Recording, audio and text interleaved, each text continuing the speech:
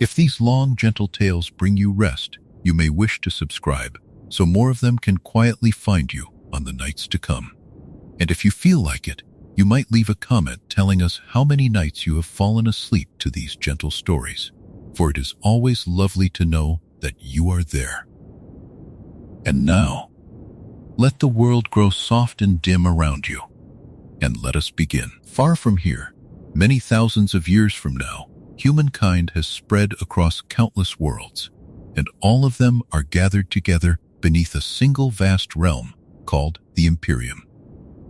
It is a universe of noble houses and hidden orders, of desert planets and floating navigators, of quiet witches and calculating minds, and tonight you are going to drift gently through the whole of it, meeting each of its great powers one by one.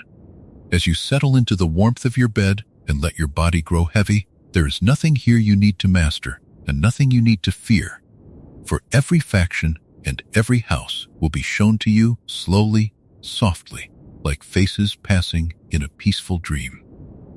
You will meet the beloved House Atreides upon their ocean world, and the cruel House Harkonnen upon their world of black machinery, and you will see how a single desert planet named Arrakis comes to lie between them. You will come to know the Imperial House Corrino upon the Golden Lion throne, and the terrifying soldiers called the Sardaukar, who keep the whole realm in awe. You will sit, in your imagination, within the great council of the Landsraad, and glimpse the vast trading company called the Chom, whose wealth flows quietly beneath the throne. You will travel with the Spacing Guild that folds the distances between the stars, and meet the strange navigators who float within their tanks of orange gas. You will learn of the Bene Gesserit, the patient sisterhood in the shadows, and their long secret plan across the generations, and of the Mentats, the human minds trained to think as machines once did. You will glimpse the forbidden arts of the Bene Tleilaxu and the clever makers of machines upon the worlds of Ix and Richesse. And at last, you will come to the enduring Fremen of the deep desert and their quiet dream of turning their harsh world green. Over the next 20 chapters, you will see how all of these mighty powers are bound together upon a single fragile thread, and how one young man came at last to hold that thread in the palm of his hand. There is nothing you must remember, nothing you must decide, and nothing you must carry with you. Let the words move over you like a slow and even tide, and let each chapter carry you a little further down, away from the noise of the day and toward the deep and peaceful quiet of sleep. Before we meet each of the great powers one by one, it helps to settle back and picture the whole shape of the world in which they live. Let your shoulders grow heavy, let your breathing slow, and allow your mind to drift outward, far beyond this room, far beyond this small blue world, out among countless stars where a story is quietly waiting to be told. For the tale we are about to wander through does not take place tomorrow, nor in 100 years, but many thousands of years from now, in a future so distant that the names of our own age have long since faded into dust and legend.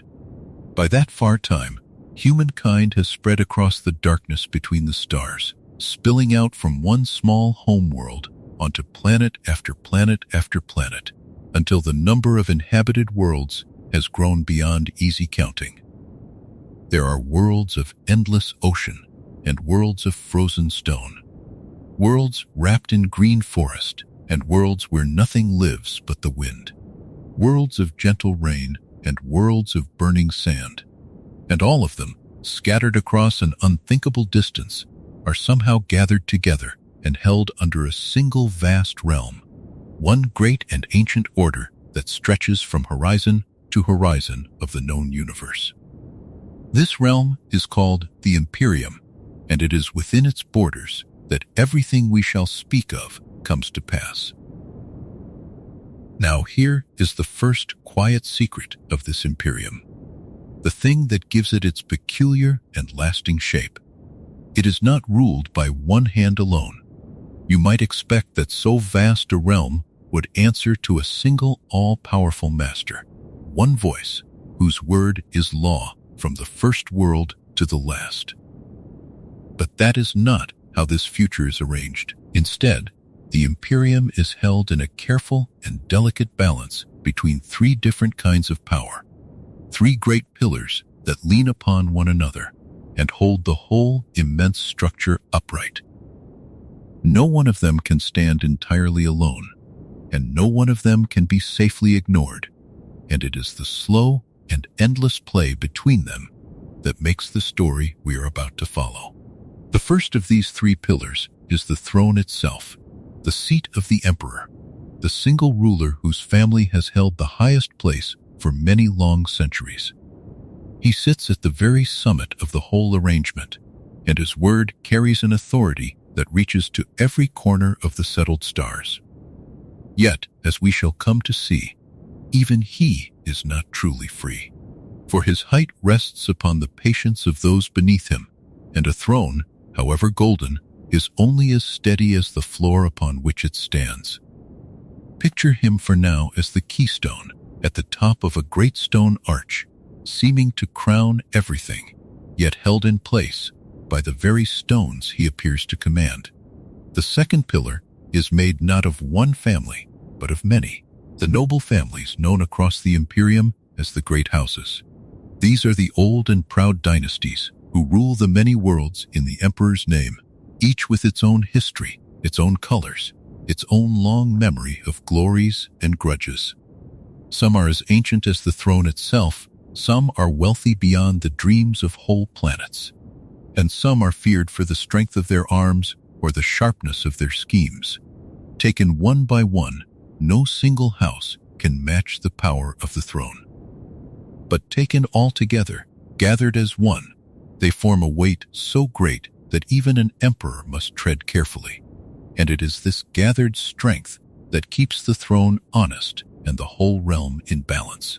The third pillar is the strangest of all, and the hardest to see at first, for it is made not of thrones or armies, but of institutions, of quiet orders and hidden schools, and vast companies that grew up in the long ages after a great and terrible turning in human history.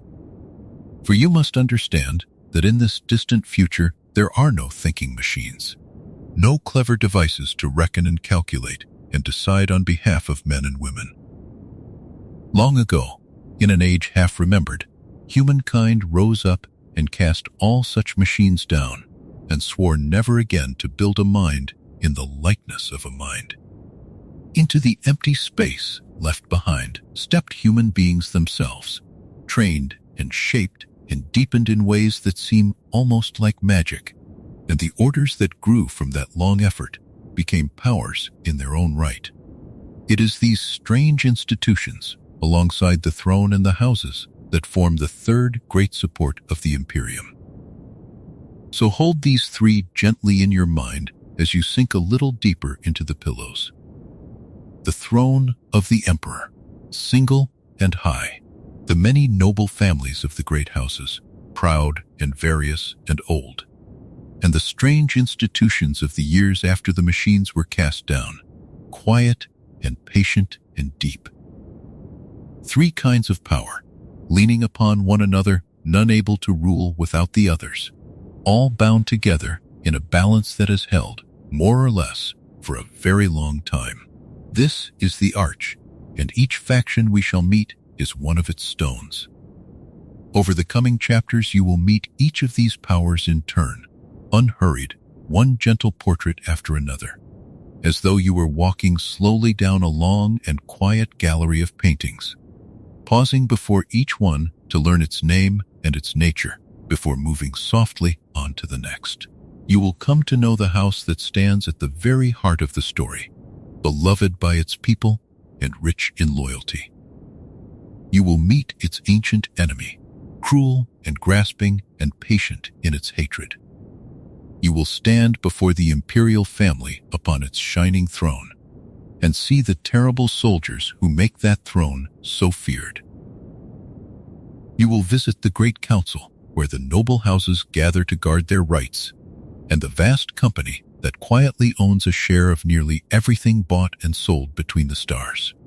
You will learn of the order that alone can carry ships across the impossible gulfs of space, and of the transformed beings who guide those ships through folded distance. You will meet a sisterhood of women whose training gives them powers that seem like sorcery, and who follow a plan so long that no single one of them will ever live to see its end. You will encounter the human minds trained to think as machines once thought, and the secretive masters of the forbidden arts of the flesh, and the clever worlds whose whole wealth is built upon making cunning devices. And at the last, before all the threads are drawn together, you will come to a hardy desert people who sit at no council and hold no palace, and yet who carry within them a power greater than any of the mighty may guess. Each of these you will meet gently, in its own time, with no need to hurry and no need to hold tightly to what you learn, for the whole of it will drift together on its own into one soft and enveloping picture. For now, though, there is nothing you must remember and nothing you must grasp. It is enough simply to know that far away and far ahead there is a great realm called the Imperium, and that it stands upon three kinds of power leaning quietly together like stones in an arch: the throne, the houses, and the deep old orders. Let that single simple image rest lightly in your mind, a great arch of pale stone standing patient beneath a sky full of stars, holding itself up through nothing more than the gentle balance of its parts. Breathe slowly now, and let the whole vast realm turn quietly on its own, far below you, as you float above it in the warm dark. There is no need to follow every thread yet, no need to worry which stone is which. The gallery is long, the night is long, and we shall walk it together at the softest and slowest of paces. Let the shape of the Imperium settle over you like a warm blanket of stars, and let yourself sink a little further toward rest as we prepare to meet the first of its great and quiet powers. We begin with the house that stands at the very heart of the whole story, the noble family called House Atreides. Let their name settle softly in your mind, gentle and old, for of all the great powers we shall wander through, it is this one that the tale loves most, and this one whose fate turns the wheel of everything that follows. Picture them not with fear and not with awe, but with the quiet warmth you might feel for a family you have known and trusted for a very long time. The Atreides rule from a world named Caladan, and to know the house you must first feel the softness of their home. Caladan is a gentle world of water and mist, a place of wide gray seas and low green hills, where soft rain falls often from a pale and clouded sky. Waves roll in slow and steady from the ocean, breaking upon rocky shores and long pale beaches, and the air carries always the clean, cool smell of salt and rain. There are fishing villages along the coasts, and rice growing in flooded paddies, and an old stone castle standing high above the sea, weathered by centuries of wind and spray. It is not a rich world of gold and jewels, but a kind one, a world where people live close to the water and close to one another, and something of that gentleness has soaked into the very soul of the family that rules there. At the head of House Atreides stands the Honorable Duke Leto, and he is a man worth picturing slowly. He is not a tyrant and not a schemer, but a leader of quiet dignity and deep feeling, a man who carries the weight of his people upon his shoulders and never sets it down. He is loved upon Caladan, truly loved, not merely obeyed, for he rules with fairness and with care, and he treats even the humblest of his subjects as though their lives had worth. Across the whole wide Imperium his name is spoken with respect, for he is known as a man of honor in an age when honor has grown rare and precious, and other lords watch him with a mixture of admiration and, as we shall come to see, a quiet and dangerous envy. Beside the Duke stands the Lady Jessica, his concubine and the mother of his son, and she is a woman of grace and hidden depth. She is beautiful in a still and watchful way, with a calm that seems to steady everyone around her, and she loves the Duke with a love that has grown quietly over many years. Yet there is more to her than the world can see, for she was raised and trained by one of those strange old orders we shall meet later in our wanderings, and she carries within her disciplines and secrets that even the Duke does not fully know. For now it is enough to picture her at Leto's side, poised and gentle and deep, a still pool whose bottom cannot quite be seen. And then there is their son, the young Paul, the heir to the house and the boy upon whom so very much will one day rest. He is a slender youth, thoughtful and watchful, quick of mind and gentle of manner, raised with love by both his parents and taught by the finest teachers the house can gather. He learns the arts of leadership from his father and quieter, stranger disciplines from his mother. And though he is still young, he already carries himself with a seriousness beyond his years. Yet he is a boy still, curious and dreaming, and if you saw him walking the sea cliffs of Caladan, you would think only that here was a fortunate child of a kind and noble family, with no shadow at all upon his future. Now here is the thing that truly sets House Atreides apart from all the other great powers we shall meet, and it is worth holding gently as you drift. It is not their wealth, for many houses are far richer. It is not the size of their armies, for many command far greater force. What sets the Atreides apart is the quality of their loyalty and the warmth of the bond between the house and those who serve it. They rule by earning devotion rather than by spreading fear, and this makes them different in kind, not merely in degree, from most of the proud families of the Imperium. Around the Duke gathers a circle of loyal servants who are less like retainers and more like family, each bound to him not by chains of duty alone, but by genuine love and trust. There is the old master of arms, grizzled and scarred, who has trained the young heir in the ways of the blade, and who would give his life without a moment of hesitation. There is the warrior troubadour, a man who fights with fierce skill and yet carries a musical instrument and sings in the evenings, his heart as large as his courage. There is the loyal Mentat, the keeper of logic and counsel, and the steadfast soldiers who follow the Atreides, banner not for coin alone, but because they believe in the house they serve. This ring of devotion is the true treasure of the Atreides, worth more than any hoard of spice or gold.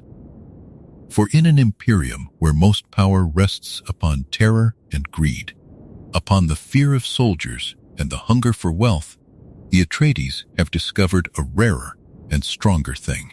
They have learned that people who are treated with justice and warmth will follow you further and hold to you longer than any army bound by fear alone. Their soldiers fight harder because they fight for something they love. Their subjects prosper because they are governed with care. Their allies trust them because their word, once given, is kept. This is the glory of House Atreides, this warmth and this loyalty, and across the long histories of the noble families, there are few houses that shine with quite so gentle a light.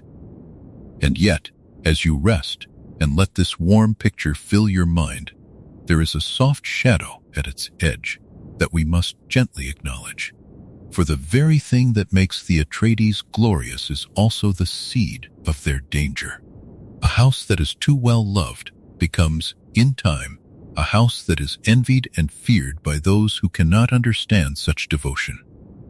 A duke whose name is spoken with respect across the Imperium becomes, without ever meaning to, a threat to those who would rather be feared than loved. Their virtue draws eyes toward them, and not all of those eyes are kind. In a realm balanced upon jealousy and quiet scheming, to be admired is to be watched, and to be loved is to become a target. So hold House Atreides in your mind now with tenderness, the way you would hold something precious and a little fragile. The soft gray seas of Caladan and the rain upon the old stone castle. The Honorable Duke Leto, loved by his people, respected across the stars. The Lady Jessica at his side, calm and deep and full of hidden strength. The young heir Paul, thoughtful and dreaming upon the sea cliffs. And all around them the ring of loyal hearts, who serve not for fear, but for love, the truest wealth the house possesses. There is no danger in this room tonight, and no shadow that can reach you here. Let the warmth of the beloved house wrap around you like a blanket drawn close against the cool sea air. Let the sound of slow waves upon the shore of Caladan carry you gently downward, breath by breath, deeper into rest. We have met the family at the heart of the story, gentle and loved and good, and there is nothing now you need to do but breathe softly and let their quiet warmth soften into sleep. Now let us follow House Atreides a little further to the great turning of their story, the moment when everything gentle and settled about their lives begins quietly to change. For a house may be beloved and wise and strong, and still be carried by forces larger than itself toward a fate it did not choose. And so it is with the Atreides, whose calm life upon the ocean world of Caladan is about to be swept away by a single command from the highest throne in the Imperium. The turning comes when the Emperor himself, the master of the whole realm, grants to House Atreides a new and glittering prize. He gives to Duke Leto the fief of a distant planet, a world unlike the soft green Caladan in every possible way. A world of burning sand and endless dune. A world called Arrakis. And Arrakis, for all its harshness, is perhaps the single most valuable planet in all the settled stars, for it is the only source in the entire universe of the substance called spice, the precious melange upon which so very much depends. To be granted Arrakis is to be handed the keys to a treasure that no other world can offer. Picture what this means, slowly, as you rest. Spice flows from Arrakis and from nowhere else, and whoever governs Arrakis controls that flow and grows rich from it beyond the reach of ordinary dreaming. Every measure of melange gathered from the sand becomes wealth, and the wealth of spice is not like the wealth of grain or metal, for the whole Imperium leans upon it. To hold the fief of Arrakis is to sit beside a river of gold that never runs dry, and to command a resource that the greatest powers of the realm cannot do without. On its face, then, this gift is an honor of the very highest kind, a mark of the Emperor's trust and favor, a reward that lifts House Atreides to new heights of importance and fortune. And to the eye, that is exactly what it seems. When word arrives upon Caladan that the Duke has been granted Arrakis, it comes wrapped in all the language of honor and reward. The Atreides are to leave their quiet ocean world and take up governance of the desert planet, replacing the family that held it before. They are to gather the spice, to manage its harvest, to grow wealthy and mighty upon its endless flow. Other houses across the Imperium take note, and many of them feel the sharp sting of envy, for such a prize is rarely given, and to receive it is to be marked as one of the rising powers of the age. Yet the Duke Leto is a wise man, and wisdom sees more than the surface of things. For within this glittering gift there is hidden a blade, and Leto, though he cannot see every edge of it, knows with quiet certainty that the blade is there. He understands that no gift so rich is ever given without a price, and that the throne does not lift a house so high out of simple generosity. There is a purpose folded into this honor, a purpose that has nothing to do with reward, and the Duke feels its weight settle upon him even as he accepts the prize he cannot refuse. Here is the shape of the hidden danger, told gently so that you may understand it without any stir of fear. The Duke Leto has grown too well loved.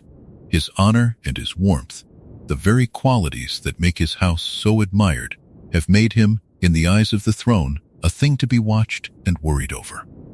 For a duke who is loved across the Imperium, whose name is spoken with respect by house after house, becomes in time a man around whom others might gather, a man whose growing stature could one day rival even the highest seat. And those who sit upon the highest seat do not love rivals, however gentle and loyal those rivals may be. So the gift of Arrakis is, beneath its shining surface, a way of drawing the Duke out, upon his own world of Caladan, surrounded by his loyal people and his familiar seas. The Atreides are strong and safe and hard to reach. But upon Arrakis they will be far from home, cast out onto open and unfamiliar sand, into a world whose ways they do not know, whose dangers they cannot yet measure, and whose previous masters nurse a deep and patient hatred for them. To move the Atreides to Arrakis is to move them from a fortress into the open, from waters they know into a desert full of hidden traps. The honor is real, and the wealth is real, but so is the exposure, and the exposure is the point. And the Duke knows this. That is the quiet heart of this part of the story, the thing to hold softly as you drift. He is not deceived. He sees, as clearly as any man can, that he is being drawn into a trap, that the gift is a lure, that upon the sands of Arrakis old enemies and secret plots will be free to move against him in ways they never could upon Caladan. He weighs it all with the calm of a man who has spent his life measuring danger, and he understands that the odds are not kind, and that the path ahead runs close beside a great and hidden peril. And yet he goes. That is the thing that tells you most about House Atreides, and about the honorable man who leads it. Knowing the trap is there, feeling its shadow across the whole bright gift, the Duke accepts the fief of Arrakis and prepares to lead his family and his loyal people out onto the desert world all the same. For to refuse the Emperor's gift would be its own kind of ruin, a defiance that a single house cannot afford. And Leto chooses instead to walk forward with open eyes, to meet the danger squarely rather than to flee from it. There is a quiet courage in this, the courage of a man who does not pretend the peril away, but faces it with dignity and does what honor requires. He begins to make his plans, careful and thorough, gathering his strength and his counsel, thinking of how a house might survive upon hostile sand, and even, perhaps, turn the trap against those who set it. He thinks of the strange desert people who dwell upon Arrakis, and wonders whether they might become friends rather than foes. He thinks of the wealth the spice could bring, and of how that wealth might one day make his house strong enough to stand against any who wish it harm. He does not go to Arrakis merely to die, but to try, with all the skill and honor he possesses, to make something good come from a gift that was meant to destroy him. So hold this gentle turning in your mind as you sink a little deeper toward rest. A shining gift, the fief of the only spice world in all the universe, offered with the language of honor and wrapped around a hidden blade. A wise and loving Duke who sees the trap and understands the danger and, calm and clear-eyed, chooses to walk into it all the same, because honor asks it of him, and because a single house cannot say no to the throne. The soft seas of Caladan soon to be left behind, and ahead the vast and burning sands of Arrakis, glittering with wealth and shadowed with peril.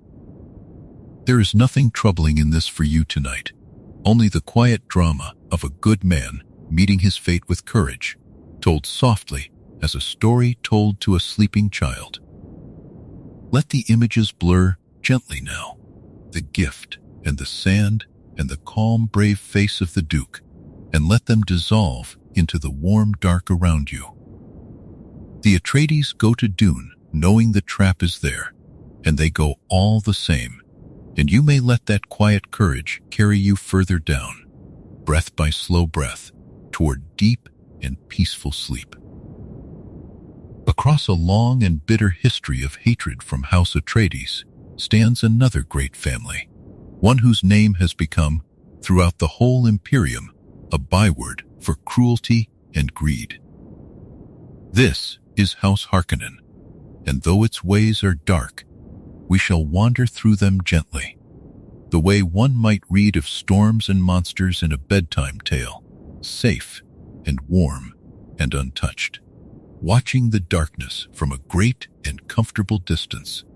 The Harkonnens rule from a world named Giedi Prime, and to know the house you must first feel the harshness of their home, so unlike the soft gray seas of Caladan. Giedi Prime is a grim industrial world, a place of black skies and heavy machinery, where the air is thick with the smoke of endless factories and the light of the sun struggles to reach the ground. There are no gentle beaches here, and no fields of quiet rain, only vast works of metal and stone, harsh cities crowded with laboring people, and a sky the color of old iron. The whole world has been bent to the purposes of wealth and industry, wrung dry of beauty and softness, until it stands as a kind of dark mirror to everything the Atreides hold dear. Something of that harshness, too, has soaked into the soul of the family that rules there.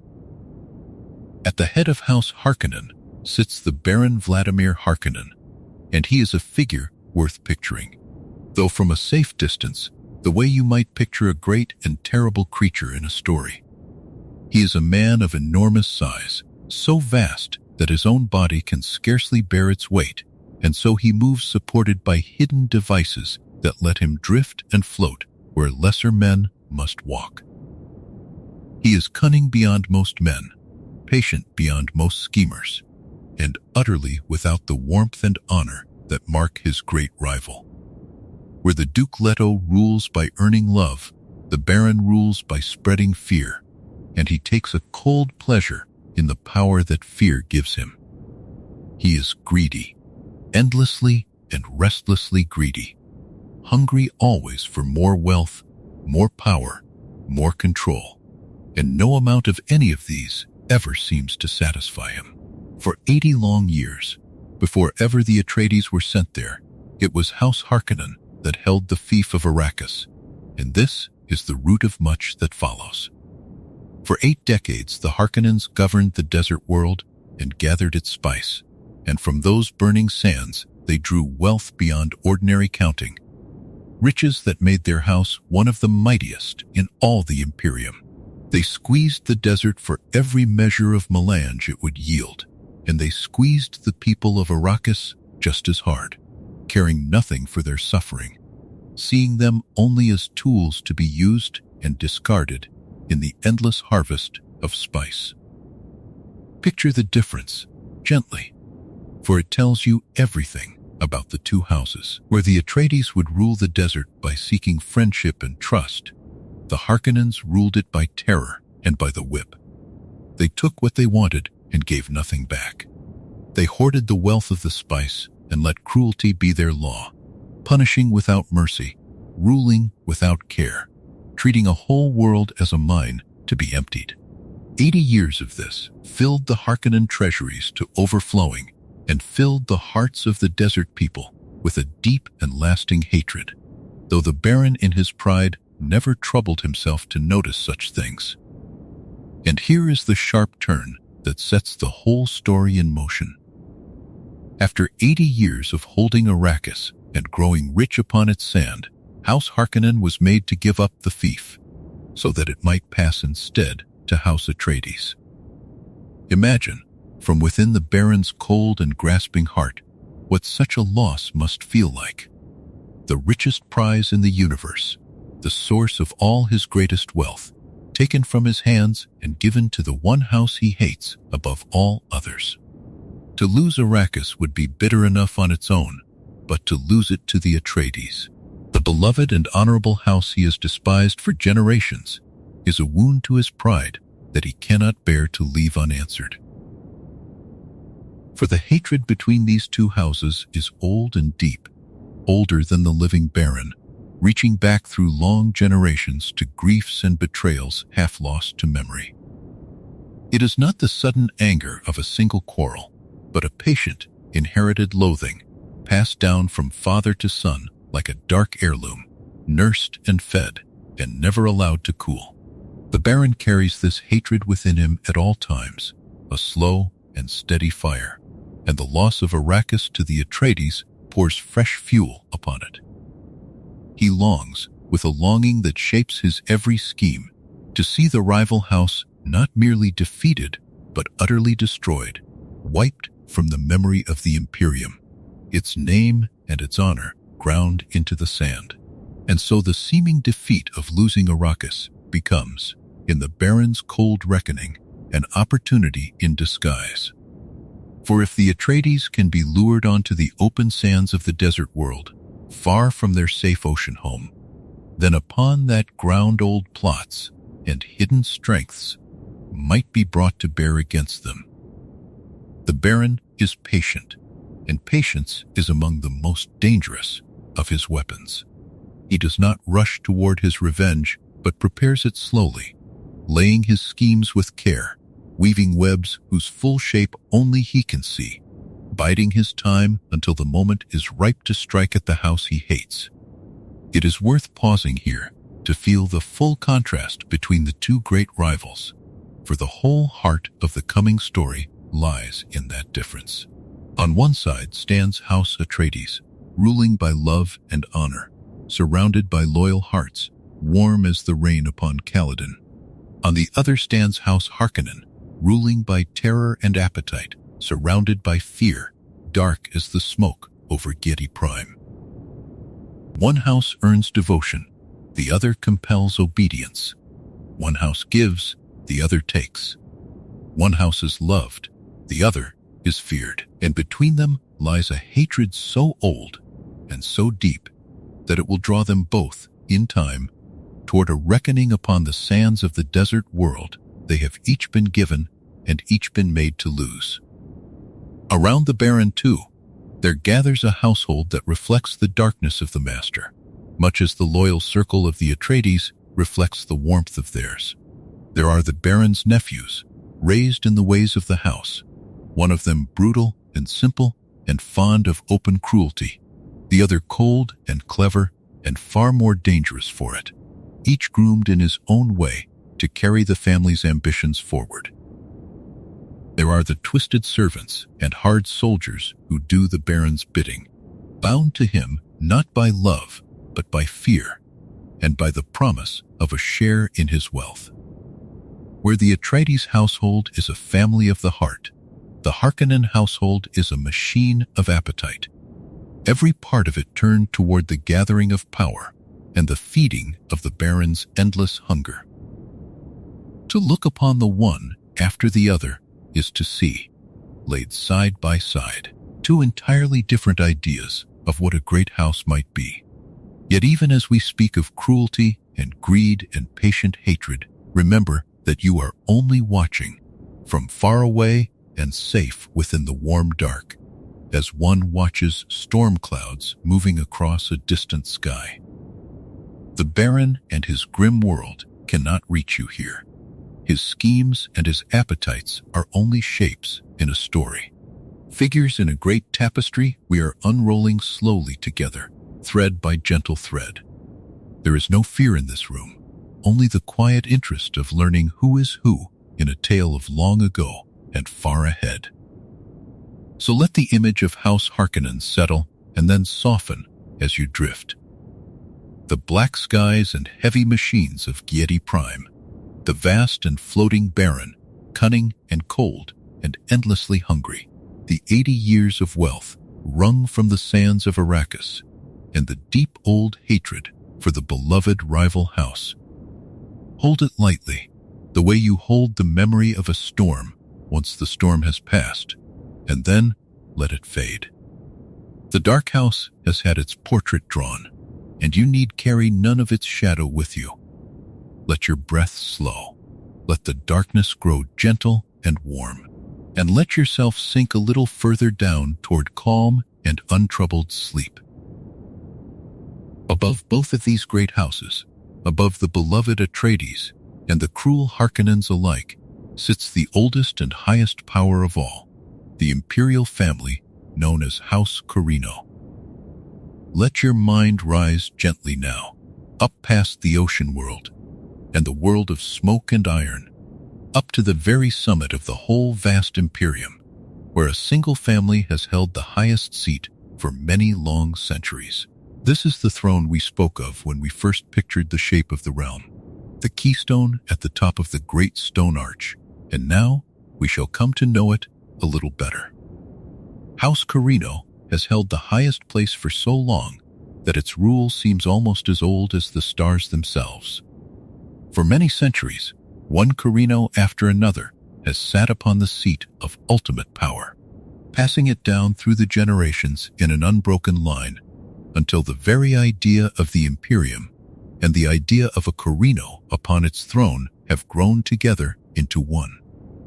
Other houses rise and fall, wax mighty and fade away, but the Corrino line endures, steady at the summit, watching the long, slow turning of the realm from its place above them all.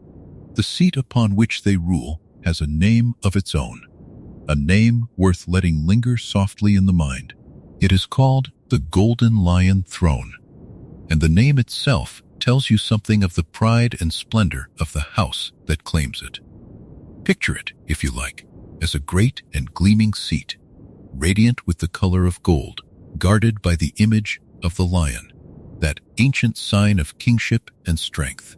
To sit upon the Golden Lion Throne is to hold the highest authority in all the settled worlds, to be the one figure whose word carries weight from the first planet to the last.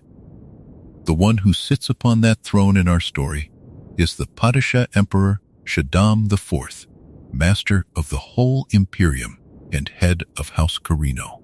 He is a proud man, elegant and imperial in his bearing, raised from birth to rule and shaped by a lifetime at the center of all power. He governs not from any humble place, but from a world of surpassing splendor, the palace world named Kytane, a planet given over almost entirely to the glory and comfort of the imperial court. Picture Kytane as a world of gardens and marble, of vast halls and gleaming spires, of endless ceremony and quiet luxury, a place so removed from ordinary hardship that its skies themselves are said to have been tamed for beauty. It is from this shining world that the emperor looks out upon his realm. The Corrino claim as the root of all their authority, a descent from the victors of an ancient and terrible war, a great conflict fought long ago in the dim beginnings of the present age. It was from the ashes of that distant struggle that the imperial order first arose, and the Corrino trace their right to rule back to those far-off days of triumph, wearing that ancient victory like a crown handed down across the ages. Their legitimacy rests upon this long memory, upon the sense that they and they alone are the rightful heirs of the order that was won when the old world was remade. Yet a claim of ancient descent, however proud, is not by itself enough to hold so vast a realm together. The true authority of House Corrino rests upon two great pillars, two sources of strength that together keep the emperor upon his golden seat. The first of these is the command of a terrifying army, a fighting force so feared that its very name keeps the great houses obedient, soldiers of such discipline and ferocity that no ordinary troops can stand against them. We shall come to know these dreaded warriors more closely in their own time, but for now it is enough to understand that behind the emperor's every word stands the shadow of an army that few would dare to face. The second pillar of Corrino power is wealth, and in particular the emperor's vast share in the great flow of trade that binds the whole Imperium together. for nearly everything bought and sold between the stars passes, in some measure, through a single mighty company in which the emperor holds an enormous portion, and from this portion flows a river of riches that fills the imperial treasuries and pays for all the splendor of Khitain and all the strength of the imperial arms. Wealth and soldiers, then, gold and force, these are the twin foundations upon which the Golden Lion throne is raised, and together they lift House Corrino above every other power in the realm. And yet, as you rest and let this shining picture fill your mind, here is the quiet truth that gives the whole arrangement its subtlety, the thing to hold gently as you drift. Even an emperor is not truly free. Even the master of the whole Imperium, seated upon the Golden Lion throne, commanding a terrible army and a vast fortune, cannot simply do as he pleases. For his power, however great, does not stand alone. It stands always in balance against the gathered strength of the many noble houses beneath him, the great houses whose combined weight even the throne must respect. Consider it slowly. The emperor is mightier than any single house, and no lord alone could ever hope to stand against him. But the houses are many, and if they were ever to gather together as one, to set aside their quarrels and turn their combined strength upon the throne, then even the imperial army might not be enough to hold them back. And so, the emperor must forever weigh his own power against theirs, watching the noble families with a careful eye, playing them against one another, granting favors here and withholding them there, always taking care that they never unite against him. His height is real, but it is a height maintained by constant and delicate balance, not by simple and untroubled command. This is why so much of what happens at the summit of the Imperium is a matter of quiet calculation rather than open force. The emperor cannot rule by crushing every house that displeases him, for to do so might drive the others to band together in fear. He must be subtle, must scheme and maneuver, must find ways to keep the great families divided and wary of one another, so that no rival ever grows strong enough to threaten his seat. It is a game of endless patience, played across generations, and even the proudest emperor is as much a prisoner of that game as he is its master. And this, though we shall follow it more closely in the chapters to come, is the very thread that ties House Corrino to the beloved Atreides and the cruel Harkonnens, whom we have already met. For when a noble duke grows too well loved, too admired across the houses, an emperor watching from his golden throne may begin to see in that rising star a danger to his own careful balance. The subtle schemes of the summit reach down, in time, to the fates of the houses below, and the calm calculations made upon Khitain shape the destinies of families upon far distant worlds. So hold House Corrino gently in your mind as you sink toward rest, the ancient imperial line, unbroken across the centuries, the Golden Lion throne, radiant and proud, the Padishah Emperor Shaddam IV, elegant and imperial, ruling from the shining palace world of Khitain. The two great pillars of his power, the terrible army and the vast share of wealth. And, softest and most important of all, the quiet truth that even the highest ruler is bound by balance, forever weighing his strength against the gathered weight of the houses below. There is nothing here that need trouble your rest, only the calm splendor of a throne at the summit of the stars, and the gentle knowledge that even the mightiest are held in place by the patient balance of the whole. Let the golden light of Khitain grow soft and warm. Let the great throne fade quietly into the dark, and let the slow, steady balance of the Imperium rock you, like a cradle among the stars, further and further down toward deep and peaceful sleep. The true secret of the Emperor's strength was never really the throne itself, nor the golden palace, nor the long line of ancestors whose names stretched back into the deep past. The true secret was his soldiers, the dreaded warriors known across the whole Imperium as the Sardaukar. And it is to these quiet and terrible figures that we now gently turn our attention. Let your breathing slow as we walk toward them. For although their story is one of war, we will move through it softly, as though watching a distant storm from a warm and sheltered room, feeling none of its fury and only the calm of understanding.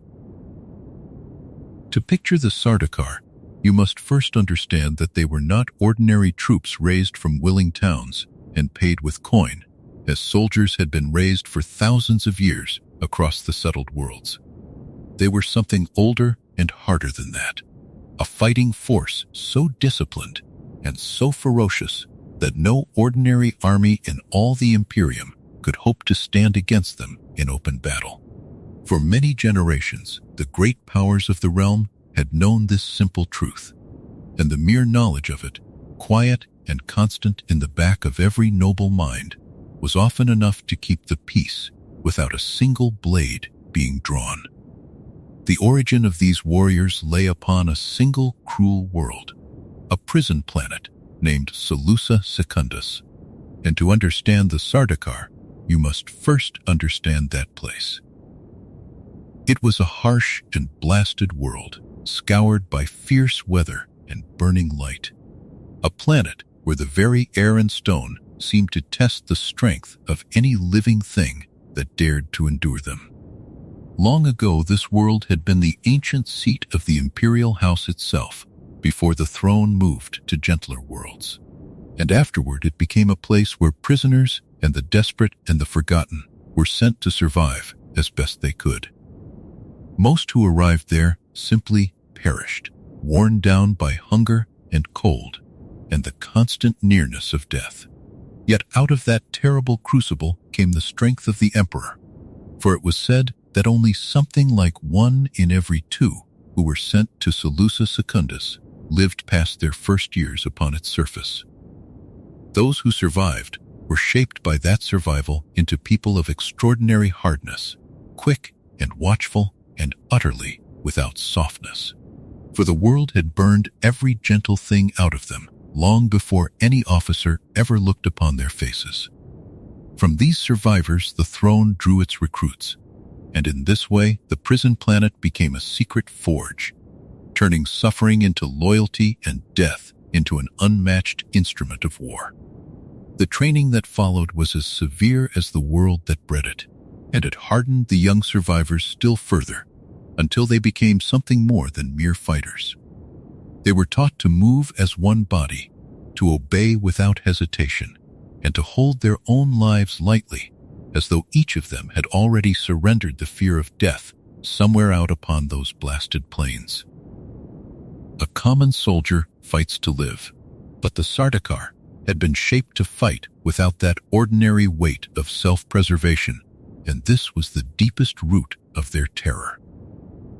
An enemy could not frighten a warrior who had already made peace with dying, and could not out-endure one who had grown up where mere endurance was the price of every single dawn.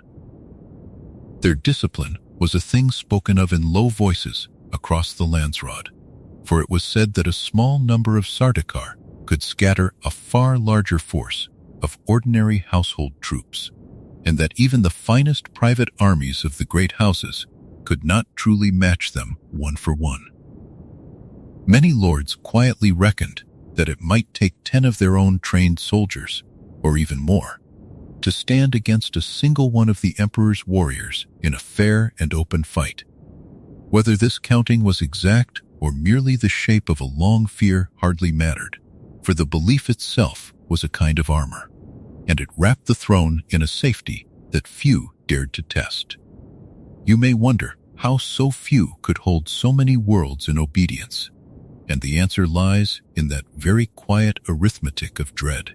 The great houses were many, and taken all together, their soldiers vastly outnumbered the legions of the emperor. Yet no house ever stood alone against the throne, because each one knew what the Sardaukar could do, and because none could be certain that its neighbors would rise beside it rather than watch it fall. So the warriors of Seleucia Secundus kept the peace not only by fighting, but by simply existing, a silent weight upon the scales that made rebellion seem a road toward ruin. In this way, the balance of the whole realm rested upon a belief, gently and firmly held, that the emperor's soldiers could not be beaten. Because so much rested upon that belief, the throne guarded the truth of the Sardaukar with great care, and their full strength was kept a matter of shadows and half-knowledge. The other powers knew that these warriors were fearsome, and knew roughly where they came from.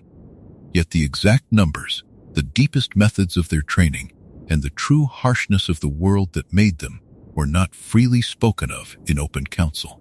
A secret carries its own power. For a force whose limits are unknown seems larger and more terrible than any force whose edges can be plainly measured. The emperor understood this well, and let the mystery do much of the work that swords might otherwise have had to do. It is worth resting for a moment upon how strange and quiet this arrangement truly was.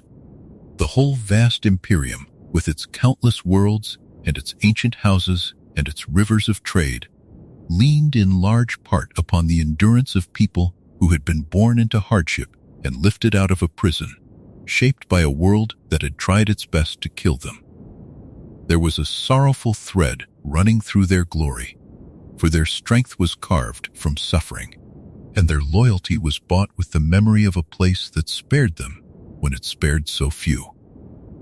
Yet from the throne's high and distant view, this was simply the order of things, a foundation laid down long ago and maintained with patient care across the generations.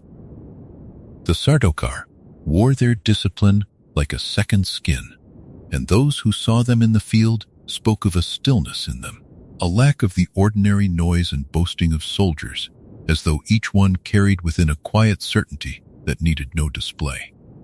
They did not need to threaten, for their presence was itself the threat, and the sight of their ranks moving in perfect order across a field was enough to unmake the courage of many an enemy before a single blow had fallen.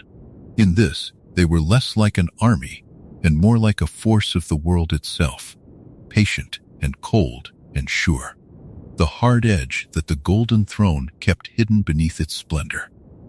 And so, as we let this chapter settle gently into the growing quiet of the night, hold in your mind this soft understanding of the emperor's dreaded soldiers. Remember that behind all the ceremony of the throne, behind the palace and the ancient line and the wealth of 1,000 worlds, there stood these warriors forged upon a cruel and distant planet, keeping the whole delicate order in place by the simple weight of what they were.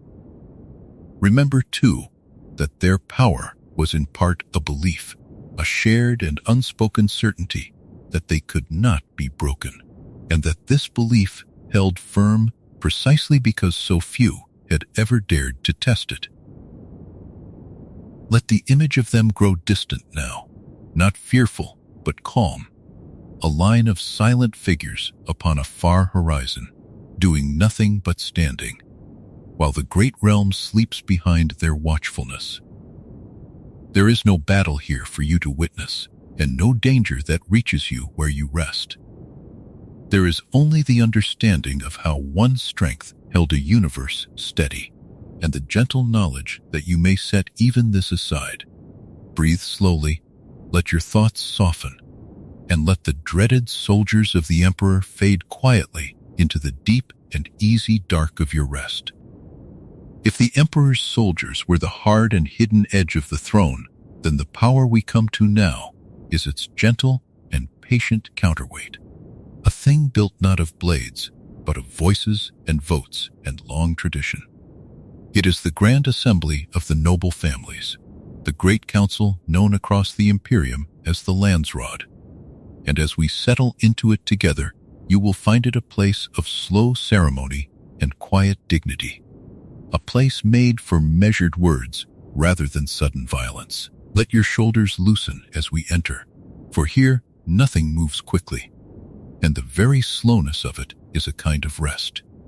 To understand the Landsraad, you must first hold in your mind the shape of the whole realm, in which the throne sat at the center, and the many noble families were spread across countless worlds beyond it. Each of these great houses ruled its own planet, or planets, held its own soldiers, kept its own wealth, and guarded its own ancient pride, and any one of them alone was small beside the vast strength of the emperor.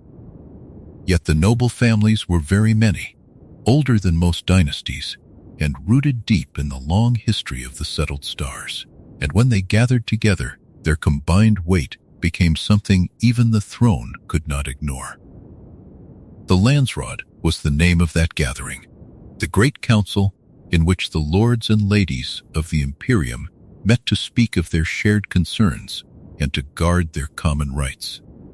It was a body far older than many of the ruling lines that sat within it, a tradition that had endured through the rise and fall of house after house, outlasting quarrels and marriages and the slow turning of the generations. To sit in the Landsraad was to take a place in something that had been meeting and deliberating for longer than any single memory could hold, and this deep age gave the council a weight that no new power could easily claim. Within its halls, the noble families brought their grievances into the open, laying their complaints before their peers, rather than settling them in secret or by force.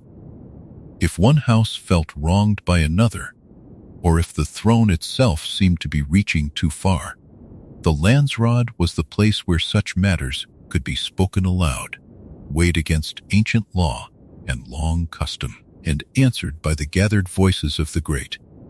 It was slow and formal, bound at every turn by tradition, and this very slowness was a kind of protection, for it meant that no single passion could sweep the council into rash and hasty action. The heart of its power lay in a simple truth that everyone within it understood. No one house could stand against the emperor alone, for the throne commanded its dreaded soldiers and its vast share of the wealth of trade, and any lord who rose in solitary defiance would soon find himself crushed and forgotten. Yet the great houses taken all together held a strength that even the throne had to respect, for if they were ever truly to unite, their combined might would far outweigh the forces of the emperor. The Landsraad was the vessel in which that possibility lived, a constant and quiet reminder that the throne ruled by balance and not by simple command. Because of this, the council served as a great counterweight, a steadying force that kept any single hand from grasping everything. The emperor could not simply do as he pleased with the noble families, for to strike unjustly at one house was to risk waking the anger of many, and to gather too much power to himself was to risk driving the scattered lords into the very unity he most feared. So the throne moved carefully in its dealings with the Landsraad, preferring persuasion and patience, and the quiet weaving of alliances to open force. And this careful dance was one of the deep rhythms of the whole Imperium. You may picture the council as a vast and ancient chamber, or perhaps as a web of custom stretching across many worlds, in which the noble families each held a thread. When the throne pulled too hard upon one thread, the others could feel the tension, and it was this shared feeling, this awareness spread across so many proud houses, that kept the whole fabric from tearing. The lords did not need to love one another, and often they did not, yet they shared a common interest in guarding the old rights that protected them all, and this shared interest gave the Landsraad its enduring strength. It is worth resting a moment upon how gentle and slow this power truly was, compared with the sharp and sudden force of soldiers. The Landsraad did not conquer or destroy, and it did not move with the swiftness of an army upon the march. It deliberated, it debated, it invoked precedents laid down long ago, and it settled matters through the patient turning of law and custom, rather than through the spilling of blood. In a realm that held such terrible instruments of war, this quiet council was a place where power took a softer shape, flowing through words and votes and the long memory of tradition. And yet its softness was not weakness, for the very existence of the Landsraad shaped the choices of the mightiest figures in the Imperium. The Emperor upon his golden throne, for all his soldiers and all his wealth, had always to keep one eye upon the gathered lords, mindful that his authority rested not only upon his strength, but also upon the willingness of the noble families to accept his rule. Should that willingness ever fail, should the houses ever set aside their quarrels and speak with a single voice against him, even the throne might be pulled down. The Landsraad was the living form of that possibility, and its patient presence kept the whole realm in a careful and lasting balance. The council was also a place of alliance and of marriage, of quiet arrangements woven between houses across the generations, for the noble families understood that their strength lay in their connections as much as in their soldiers or their coin. A daughter given in marriage, a debt forgiven, a vote promised in some future session. All of these small threads were spun within and around the Landsraad, binding the great families together in a web of obligation. To move well within this web was itself a kind of art, and the wisest lords spent their lives learning it, knowing that a single vote or a single favor might one day tip the balance of the entire realm. So the Landsraad stood, ancient and slow and dignified, the great assembly of the noble families of the Imperium, a counterweight to the throne that no emperor could safely ignore. It guarded the old rights, it gave the grievances of the houses a place to be heard, and above all it held within itself the quiet possibility of a united nobility, a possibility that kept the mightiest ruler in the realm forever mindful and forever careful. It was tradition made into power, and law made into a shield, and its long endurance was itself a kind of promise that no single hand would ever grasp the whole. As we let this chapter drift softly toward its close, hold in your mind the calm image of that great council. The gathered lords and ladies speaking in measured tones beneath the weight of ancient custom, the throne watching from its high place, and the delicate balance held between them like a still pool that no one dares to disturb. There is nothing sharp here, nothing sudden, only the slow and patient turning of a very old power. Let that slowness settle into your own breathing now. Let the murmur of the great assembly fade to a gentle hush, and let the quiet counterweight of the Landsraad carry your drifting thoughts softly down toward sleep. Beneath the throne and beneath the great council, quieter than the soldiers and slower than the debates of the lords, there ran another kind of power altogether, one made not of armies or votes, but of wealth itself. It flowed through every corner of the Imperium like a hidden river, touching every world and every fortune, and it gathered into a single vast and patient company, whose name we now speak gently together, the mighty combine known across the stars as the Chom. Let your thoughts grow soft and unhurried as we approach it, for although it moved the treasure of a whole realm, it did so without noise. And there is a strange calm in the contemplation of so quiet a power. The full name of this company was a long and old phrase, the Combine Honnet Ober Advancer Mercantiles, a string of ancient words worn smooth by the passing of centuries. Taken together, they meant something like an honest league for the advancing of trade, a name that spoke of merchants and commerce and the slow, steady work of buying and selling across the distances between the stars. Yet, behind that plain and businesslike name lay one of the truly great powers of the Imperium, for the Chom was not merely a company among many, but the very frame upon which the wealth of the whole realm was stretched. To understand its reach, you must imagine that nearly everything bought and sold between the worlds passed in some way through this single combine. When goods moved from one planet to another, when the produce of 100 worlds was gathered and traded and carried onward, the Chom held a share in the doing of it. It owned a portion of nearly every enterprise that mattered, and its interests reached into countless corners of commerce, so that no great fortune in the Imperium was entirely separate from its slow and gathering flow. To hold a place within it was to hold a thread of the wealth of the stars themselves.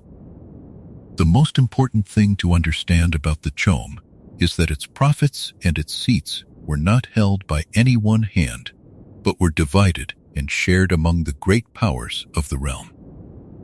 The emperor held his portion, drawing from the combine a share of the wealth that helped to sustain the throne. The great houses held their portions too, and much of the standing of any noble family could be measured by the size of its stake in the company. Other powers of the Imperium also held their places within it, so that the Chom became a kind of gathering table where the mighty met not to fight, but to divide the spoils of trade among themselves. This sharing of the wealth was itself a source of both peace and quiet struggle, for the size of a house's portion could rise or fall, and every shift in those shares was a shift in the balance of power across the whole realm. A family that gained a larger stake in the combine grew richer and more influential, while a family whose share dwindled felt its standing slowly ebb, no matter how many soldiers it kept or how ancient its name. In this way, much of the true contest of the Imperium was fought not with blades upon a field, but with shares and seats within the Chom, quietly and patiently, over years and generations. It is a gentle irony worth resting upon that the great battles of this realm were so often fought in ledgers and boardrooms rather than upon the open ground. A lord might smile across a table at a rival even as he maneuvered to increase his portion of the combine at that rival's expense, and the winning or losing of such a contest could matter more, in the end, than any clash of household troops. The wealth of the Chom was a slow and steady tide, and those who learned to read its currents and to guide their fortunes upon it held a kind of power that never needed to raise its voice. Because the profits of the combine were shared among the throne and the houses and the other powers, the Chom also became a place where these forces were bound together, each with an interest in the health and continuance of the whole. The emperor wished the trade to flow, for his share depended upon it. The noble families wished the same, for their fortunes rose and fell with the same tide. Even those quieter powers that held stakes within the company shared this common interest, and so the Chom wove the mighty of the realm into a single fabric of mutual benefit, each one leaning upon the others through their shared hunger for the wealth that only trade could bring. You may picture the combine as a vast and patient engine, turning slowly in the background of the whole Imperium, gathering the small profits of countless transactions into great rivers of treasure, and dividing those rivers among the powerful according to their shares. It did not conquer, it did not rule in the manner of a throne, and it did not deliberate in the manner of a council.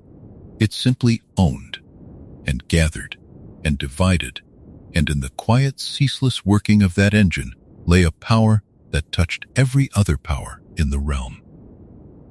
To truly understand the Imperium, then, you must set aside the image of war as its central story, and see instead this slow contest of wealth beneath everything else. The soldiers and the councils and the ancient houses were all real and all important, yet running beneath them all was this patient current of trade, and much of what looked like politics or honor or rivalry was in truth a maneuvering for shares of the Chom. The one who understood this saw the realm more clearly than the one who watched only for the flash of blades. For the deepest struggles were often the quietest, carried out in the language of commerce rather than the language of war. And there was a further truth, one that bound the combine to the very heart of the Dune story, though we hold it lightly here and will meet it more fully in time. The wealth that flowed through the Chom was not evenly spread across all goods. For one substance above all others gave the trade its greatest value, and the flow of that single precious thing could shake the fortunes of every house and even the throne itself. The company that owned the trade was therefore forever mindful of that most precious cargo, and much of its patient maneuvering circled quietly around it, the way a slow river circles the deepest stone in its bed. For now, let the details of that dependence rest, and hold only the gentle shape of the combine itself, this vast and quiet power made of shared wealth. Remember that it owned a portion of nearly everything traded between the stars, that its profits and seats were divided among the mighty, and that the true battles of the Imperium were so often fought through it, rather than upon any field of war. Remember that it bound the throne and the houses and the other powers together in a shared hunger for the flow of trade, and that its slow engine turned ceaselessly beneath the splendor of the whole realm. As this chapter drifts toward its close, let the image of that patient combine settle softly into the quiet of the night, a great slow river of wealth flowing beneath a sleeping realm, gathering and dividing without haste and without noise. There is nothing here to trouble you, only the calm understanding of a power that worked in silence, and the gentle knowledge that you may set even this aside. Let the numbers and the shares and the long old name fade into a soft blur. Let your breathing slow to match the slow turning of that hidden engine.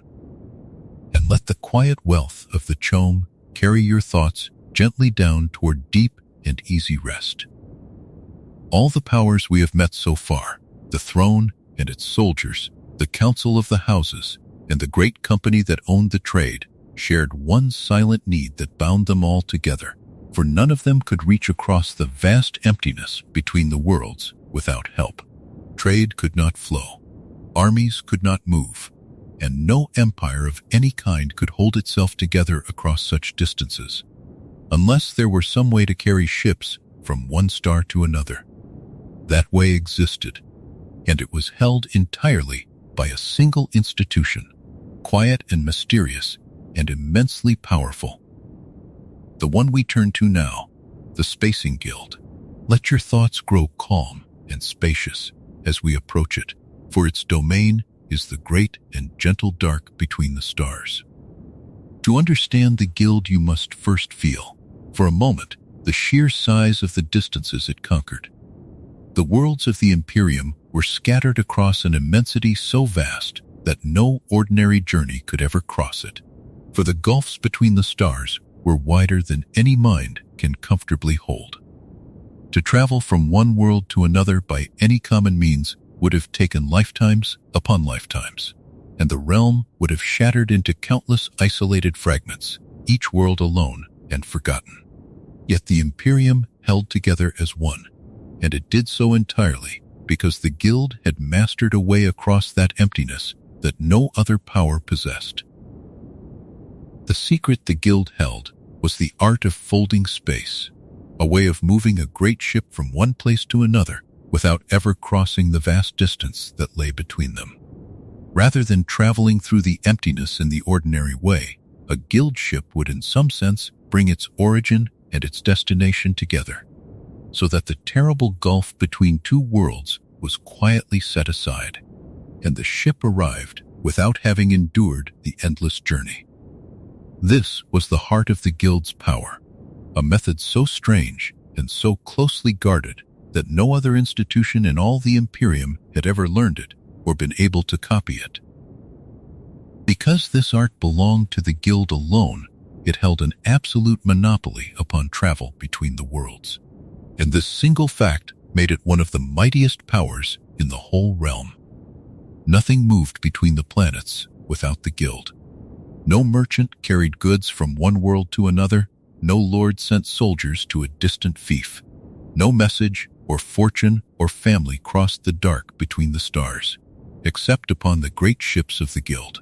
Every other power, however grand, was in this one respect a supplicant, dependent upon the quiet institution that alone held the keys to the doors between the worlds. Consider for a moment what such a monopoly truly meant, and how gently yet how firmly it held the whole Imperium in place. The Emperor could command his dreaded soldiers, but he could not move them from world to world without the Guild. The great houses could gather their wealth and their armies, but they could not carry them across the stars without the Guild. Even the vast company that owned the trade could not send a single cargo between the planets without the Guild's ships to bear it. In this way, the quiet power of the Guild reached into every fortune and every plan and every ambition in the realm, touching all of them, and yet standing apart from all of them. What made this power all the more remarkable was how little the Guild seemed to ask, and how rarely it made its strength openly felt. It did not sit upon a golden throne, nor gather the lords in council, nor maneuver loudly for shares of the trade. It kept to its own domain, the great dark between the worlds, and asked in return only what it needed to continue its work, so that its power was almost invisible in the daily life of the realm. And yet beneath that quiet surface lay a strength greater than that of any single house, and perhaps greater even than the throne, for the Guild could, if it ever truly wished, simply refuse to carry any power it chose, and thereby strand it upon its own world. This was the deepest truth of the Guild's position, that it held the whole of the Imperium gently in the palm of its hand. It rarely closed that hand, and it preferred to remain neutral and quiet, carrying all who paid its price, and taking no open side in the quarrels of the mighty.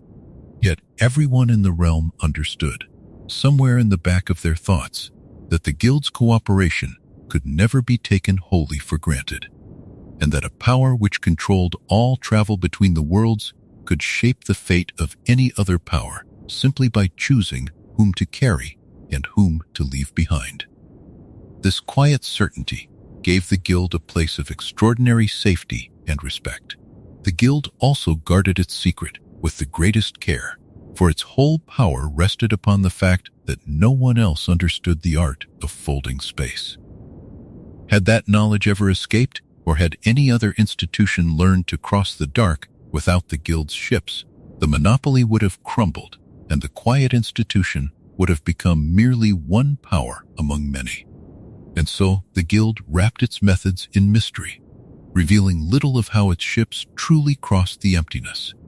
And this secrecy was itself a part of its strength, for a power whose workings cannot be seen is a power that cannot easily be challenged or copied. You may picture the Guild, then, as a still and patient presence at the very center of the realm's life, holding all the worlds together upon invisible threads that no one else could spin. Where the throne ruled by force and ceremony, and the council by tradition, and the combine by wealth, the Guild ruled by a quiet indispensability, by the simple fact that without it the whole Imperium would fall silent and apart. It was the great connector, the keeper of the roads between the stars, and its power was all the more complete for being so rarely displayed. There was, at the very heart of this power, a further mystery, one that bound the Guild to the deepest secret of the whole Dune story, though we touch it only lightly here and will return to it in fuller time. The folding of space did not happen by machine alone, for the art required something living and strange at its center, a presence able to see the safe path through the dangers of that folded dark. Without that living secret, there could be no folding and no travel. And so the Guild, for all its vast power, was itself dependent upon a single precious thing that came from one desert world alone. In this way, even the mightiest connector of the realm leaned quietly upon a source beyond its own making. For now, let that deeper mystery rest, and hold only the gentle shape of the Guild itself, the quiet institution that held the monopoly upon all travel between the worlds. Remember that it alone possessed the art of folding space, that nothing moved between the planets without it, and that its power touched every house and every fortune, while remaining almost invisible in the daily life of the realm. Remember, too, that it asked for little that could be seen, and yet it held the whole of the Imperium gently in the palm of its hand, keeping all the scattered worlds bound together upon threads that no other could weave. As this chapter drifts toward its close, let the image of the guild settle softly into the vast and gentle dark of the night, a quiet keeper of the roads between the stars, folding the great distances away without noise or display. Think of the emptiness between the worlds, wide and still and calm, and of the quiet ships passing silently across it, and let that spaciousness open within your own resting mind. There is nothing here to trouble you, only the slow and gentle contemplation of great distances made small, and the quiet institution that made them so.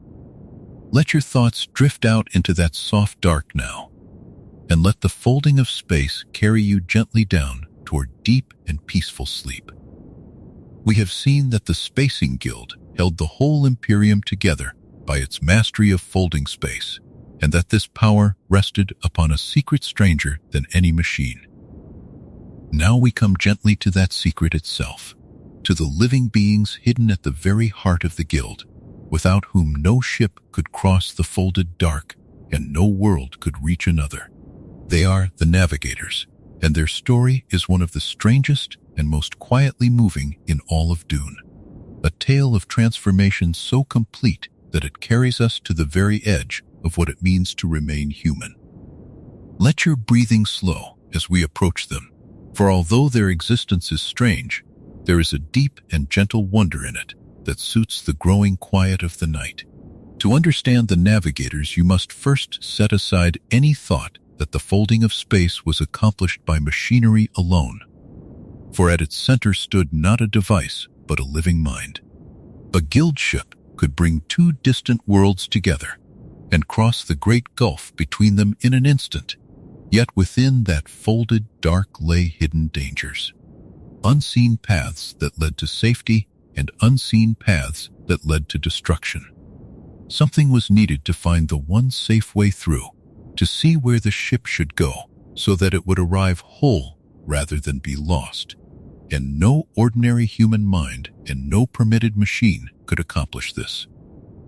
The answer the guild found was the navigator, a human transformed beyond all common measure.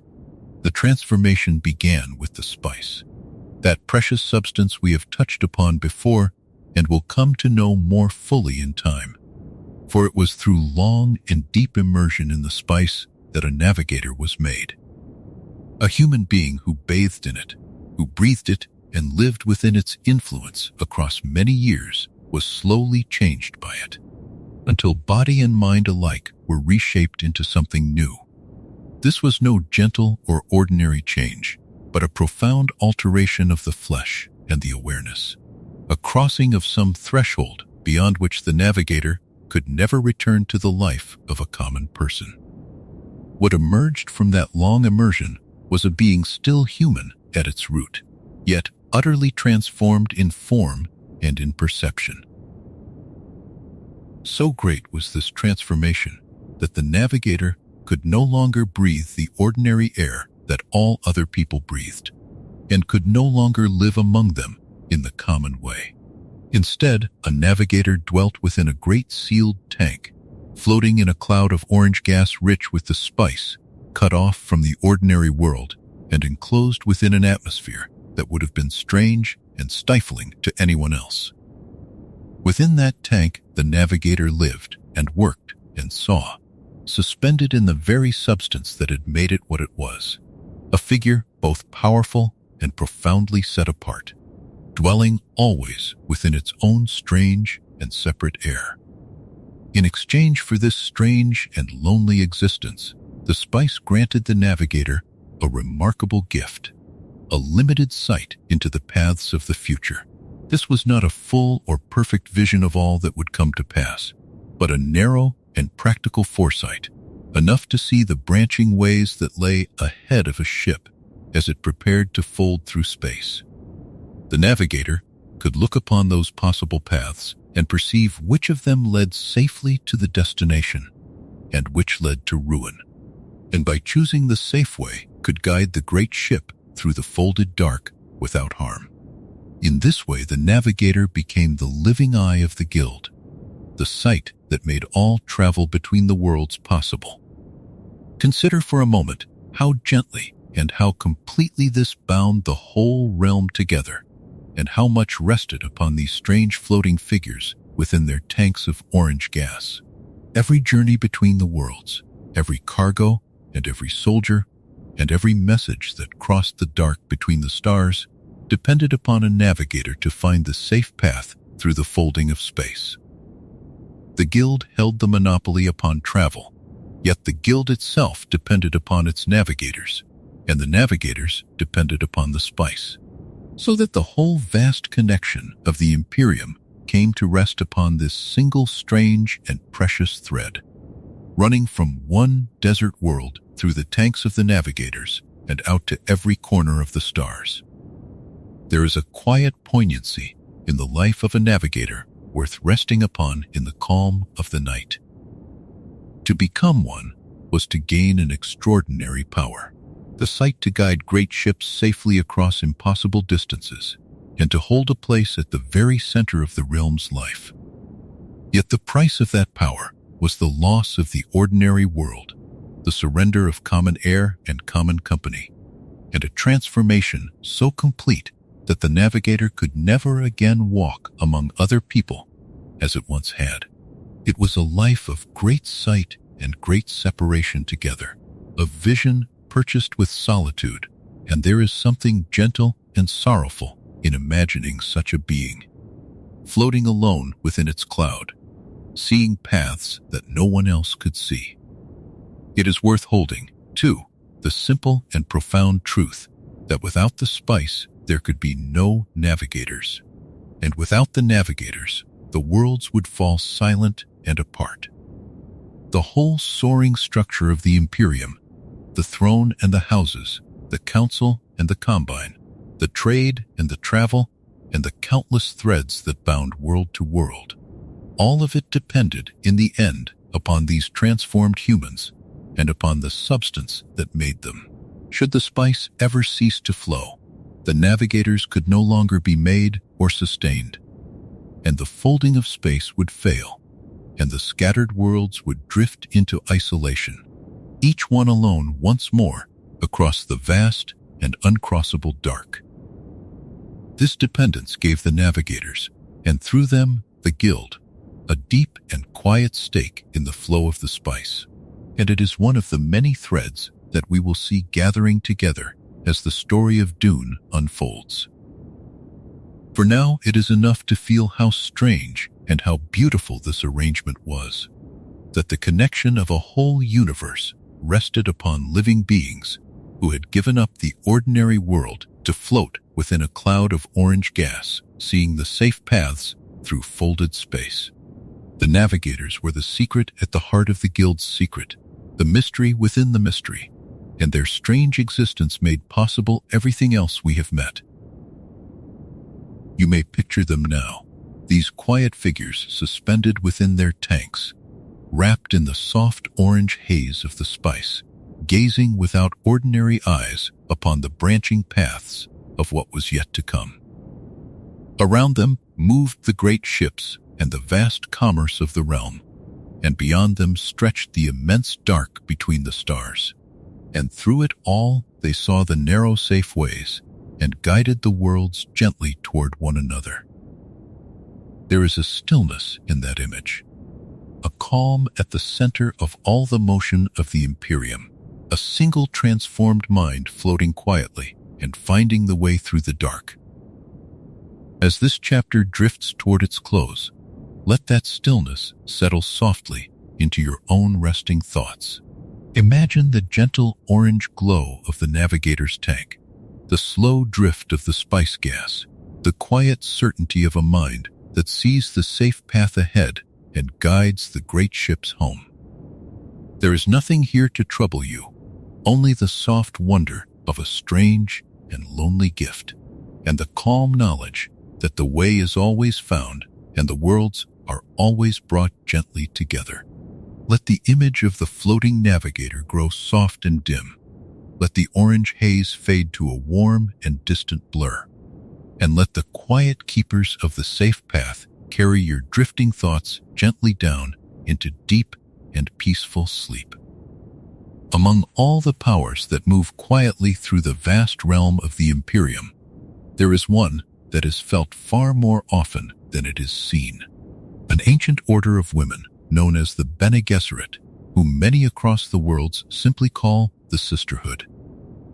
They wear dark robes and gather in quiet houses of learning, and they have existed for so many centuries that few can remember a time before them. To the ordinary people of the Imperium, they are a distant and half-understood presence, spoken of in low voices, and in some places they are feared and named as witches. Yet the truth of them is stranger and softer than any rumor, for they are not creatures of magic at all, but women who have trained their own bodies and minds through long and patient discipline until they can do things that seem, to those who do not understand, entirely beyond the reach of ordinary human beings. The first thing to understand about the sisterhood is the depth of the mastery they hold over themselves. A fully trained sister has learned to feel the beat of her own heart and to slow it or quicken it as she wishes. She can sense the currents of poison within a cup and render them harmless within her own body, changing the very nature of what she has swallowed. She can read the smallest movements of another person, the tightening at the corner of an eye, the faint shift of weight from one foot to the other, the tiny catch in a breath, and from these small signs, she can gather what a person feels, and often what they are about to say. Where an ordinary observer sees only a calm and courteous face, a sister sees a whole landscape of hidden thought, laid open like a valley seen from a high and quiet hill. To sit in a room with such a woman is to be understood far more deeply than one imagines. For while she offers only gentle words and a patient attention, she is reading the truth of you all the while, gathering the meaning behind your gestures as easily as another might read the words upon a page. Nothing in this comes from magic, and nothing comes from any hidden device, only from years upon years of watching and remembering, until the reading of another person becomes as natural to her as breathing. Yet the most famous of all their gifts is the one they call the voice. Through long years of study, the sisterhood have learned to shape the sound of their speech with such precision that they can reach past the thinking mind of a listener and touch the older, deeper parts of the will. When a sister uses the voice, she chooses each tone and each falling note so carefully that the person who hears it feels a sudden and almost irresistible urge to obey, as though the command had risen from within their own heart rather than from another. It is not shouted and it is not harsh. It is quiet and exact, a single well-aimed current of sound, and those who are caught by it often do as they are bidden before they have even understood that they have been guided at all. To carry these gifts, a sister must first survive a passage that lies at the very center of their order, a trial they speak of only among themselves. In this deep and secret rite, a woman takes into her body a substance of terrible potency and turns its poison, by an act of inner mastery, into something that opens rather than destroys. Those who fail this passage do not return from it. Those who succeed are changed forever and become what the sisterhood call Reverend Mothers, the elder women who guide the order and hold its deepest knowledge. A Reverend Mother carries within her not only her own life, but the gathered memories of the sisters who came before her. A long chain of remembered lives reaching back across the centuries, so that when she counsels a duke or a princess, she speaks with the patience of 1,000 quiet years. Because of all this careful mastery, the Bene Gesserit have made themselves welcome, and in truth indispensable, within the courts of the great houses.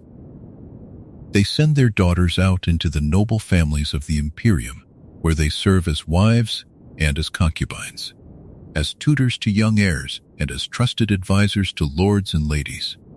To the houses they appear as a great blessing, for a sister brings with her wisdom, poise, and a calm that steadies a troubled court. She teaches the children, she soothes the quarrels, she reads the moods of visiting rivals, and she guards the family from poison and from treachery. And so, across the whole spread of the Imperium, there is scarcely a great palace that does not shelter within it at least one quiet woman in dark robes, seated a little apart, watching everything with gentle and unhurried eyes. But here lies the deep secret of the sisterhood. The thing that makes them so subtle a power. Though they seem always to serve, they never truly serve anyone but themselves and their own long purposes. A sister placed within a great house gathers the secrets of that house, as a gardener gathers seeds. And all these gathered secrets flow back, in time, to the elder mothers who guide the order. She may soften a quarrel not only for the peace of the family, but because peace, in that moment, suits the plans of the sisterhood. She may encourage a certain marriage, or turn a young heir gently toward a certain path, guided by designs that stretch far beyond the walls of the palace she seems to serve. The lords believe they hold a useful and loyal advisor, when in truth they hold a thread that runs back into a vast and patient loom, one they can neither see nor imagine. What makes this hidden hand so difficult to notice is the sheer softness with which it moves. The sisterhood almost never act by force, and they almost never act in haste. They do not raise armies, and they do not seize thrones. Instead, they place a word here and a silence there. They nudge a decision by the smallest measure. They wait a generation, and then another still. A single sister may spend her whole life within one house, doing nothing that any watcher could call a plot, and yet by the end of her days she may have turned the course of that family by a few gentle degrees, exactly as the elder mothers intended. The power of the Bene Gesserit is the power of water upon stone, so slow and so quiet that it is never felt as pressure, and yet in the fullness of time it can carve a canyon through the hardest rock.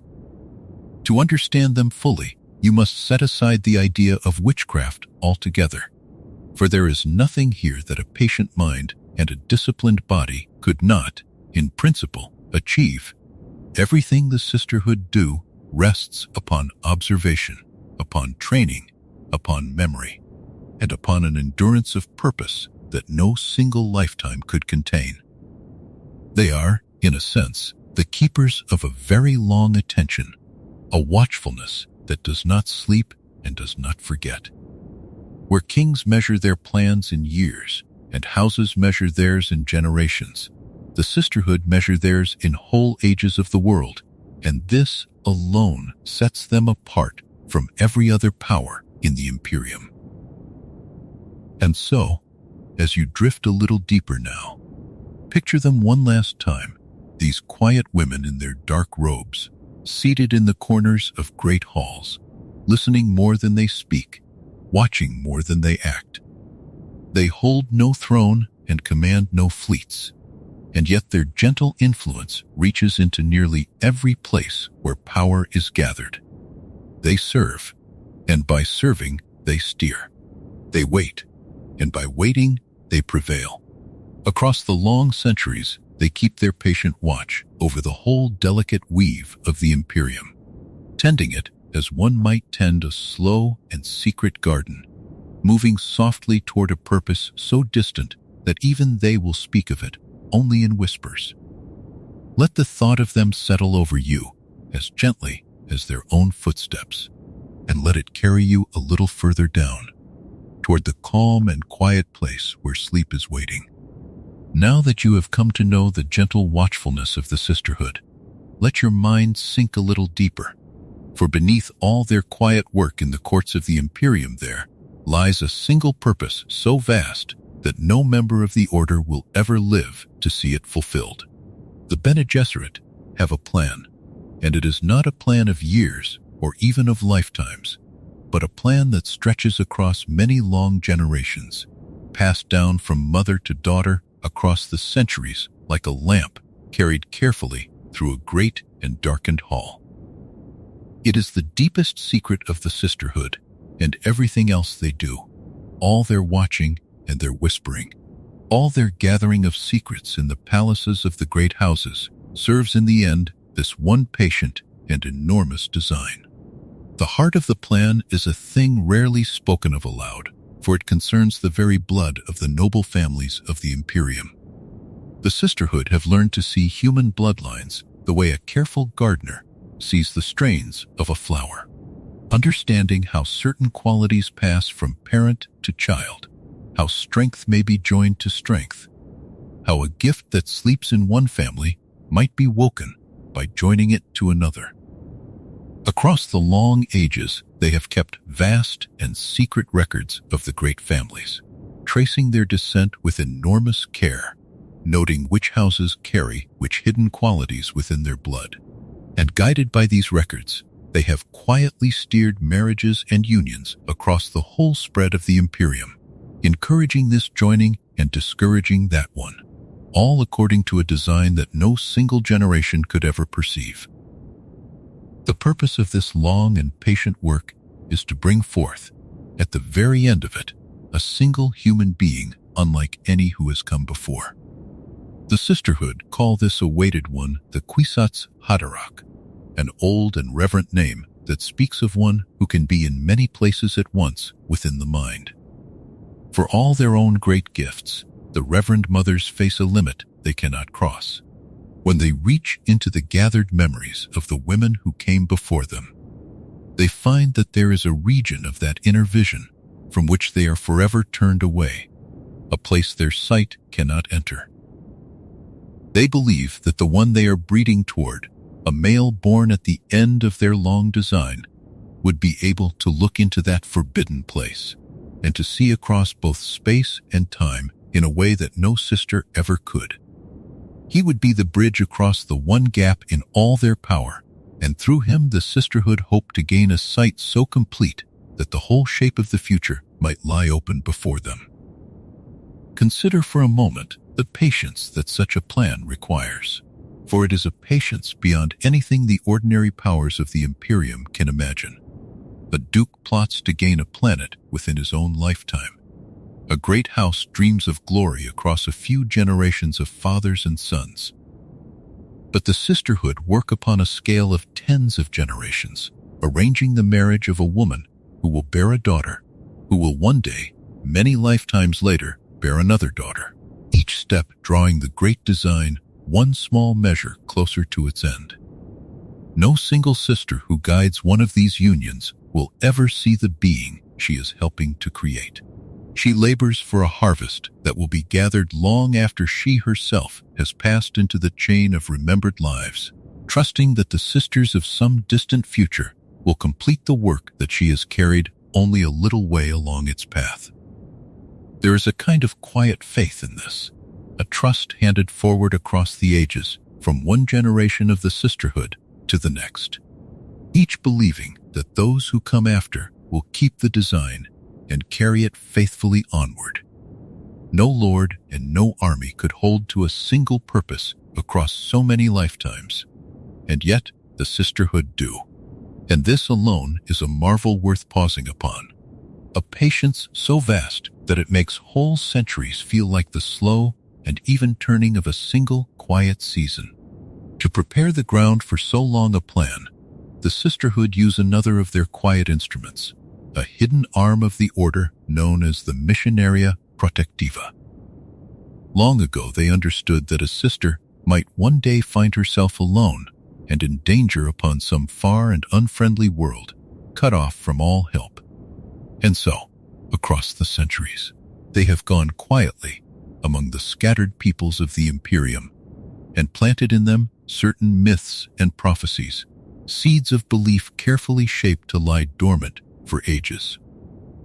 Upon a distant desert world, a people might be given, long before, a legend of a mother and a son who would one day come to them from the outer worlds, bearing wisdom and deliverance. The people would hold this legend as their own sacred truth, never knowing that it had been placed among them on purpose generations before by the patient hands of the sisterhood. The beauty and the danger of this quiet work is that it lies waiting like a covered well, should a sister ever come, in some later age, to a world where such beliefs had been planted. She would find the ground already prepared for her. The signs she gave, the words she spoke, the very shape of her arrival, all of these might seem to the people to fulfill the ancient prophecy they had held so long. In their eyes, she would become the awaited figure of their oldest stories, and they would shelter her and follow her, believing they served their own faith. And she, in turn, could use that shelter and that devotion to survive, and to turn the beliefs of a whole people toward the ends of the sisterhood.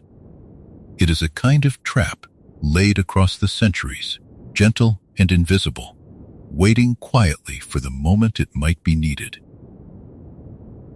Yet within this vast and careful design there lies a hidden fragility, the same fragility that shadows every plan made too rigid and too long.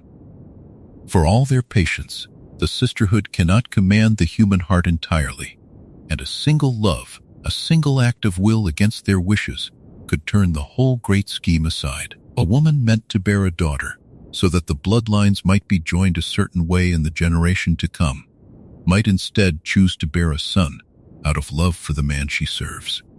And if such a son were born too soon, before the design was ready, he might grow into the very being the sisterhood awaited, yet arrive, without their guidance and beyond their control.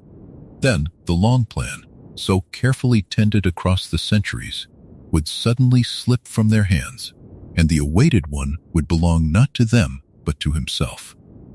But that turning belongs to a later part of our long and quiet journey, and there is no need to reach for it now. For the moment, let your mind rest simply upon the sheer scale of the thing, upon a plan so vast that it treats whole centuries as a single patient afternoon. Picture the great chain of women stretching back through the ages, each one carrying the lamp a little further, each one arranging a union or planting a legend or writing another line in the secret records, all of them bending their lives toward a harvest none of them will ever see. There is a strange peace in so long a patience, a sense of a purpose that does not hurry and does not fret, that trusts the slow turning of the generations to bring all things at last to their appointed place. And so let that peace settle gently over you now, the deep and unhurried calm of a plan measured in ages rather than in hours. You need carry none of it, and you need finish nothing tonight. Let the long chain of quiet lives drift softly through your thoughts, and then grow dim, like a line of lamps seen far off across a darkening plain, each light a little fainter than the last, until they fade altogether into the soft and welcome dark, and carry you down with them toward sleep. To understand one of the strangest and most quietly remarkable powers of the Imperium, you must first understand a great absence that lies at the very foundation of this whole vast civilization. In all the countless worlds gathered beneath the throne, there are no thinking machines. There are no computers that reckon and calculate, no artificial minds that plan and decide, no metal brains that whisper counsel to their masters. This is not because such things could not be built, for once, in the far distant past, they existed and ruled over much of human life. It is because, long ago, humankind rose up against those machines in a great and terrible struggle, and cast them all down, and afterward laid upon themselves a solemn and lasting prohibition, so that never again would a machine be made in the likeness of a human mind. Into the great emptiness left behind by that ancient decision, something wonderful and unexpected grew. If no machine could be trusted to calculate, and to reason, then the task would fall once more upon human beings, and human beings would have to be trained to do it far better than any ordinary person ever had. And so there arose a special kind of person, cultivated and disciplined from childhood, whose living mind could take up the work that the forbidden machines had once performed. These are the Mentats, the human computers of the Imperium, and they are among the most valued and most fascinating figures in all the courts of the great houses. A Mentat is not born so much as made, through a long and demanding education that begins when the mind is still young and supple. From their earliest years, those chosen for this path are trained to observe with perfect attention, to remember without loss, and to hold within their thoughts an enormous quantity of facts all at once, as easily as another person might hold a single simple idea. They learn to take in great oceans of information, the movements of fleets, the harvests of 100 worlds, the shifting loyalties of a dozen houses, the small habits and weaknesses of a rival, and to arrange all of it within their minds in ordered and living patterns.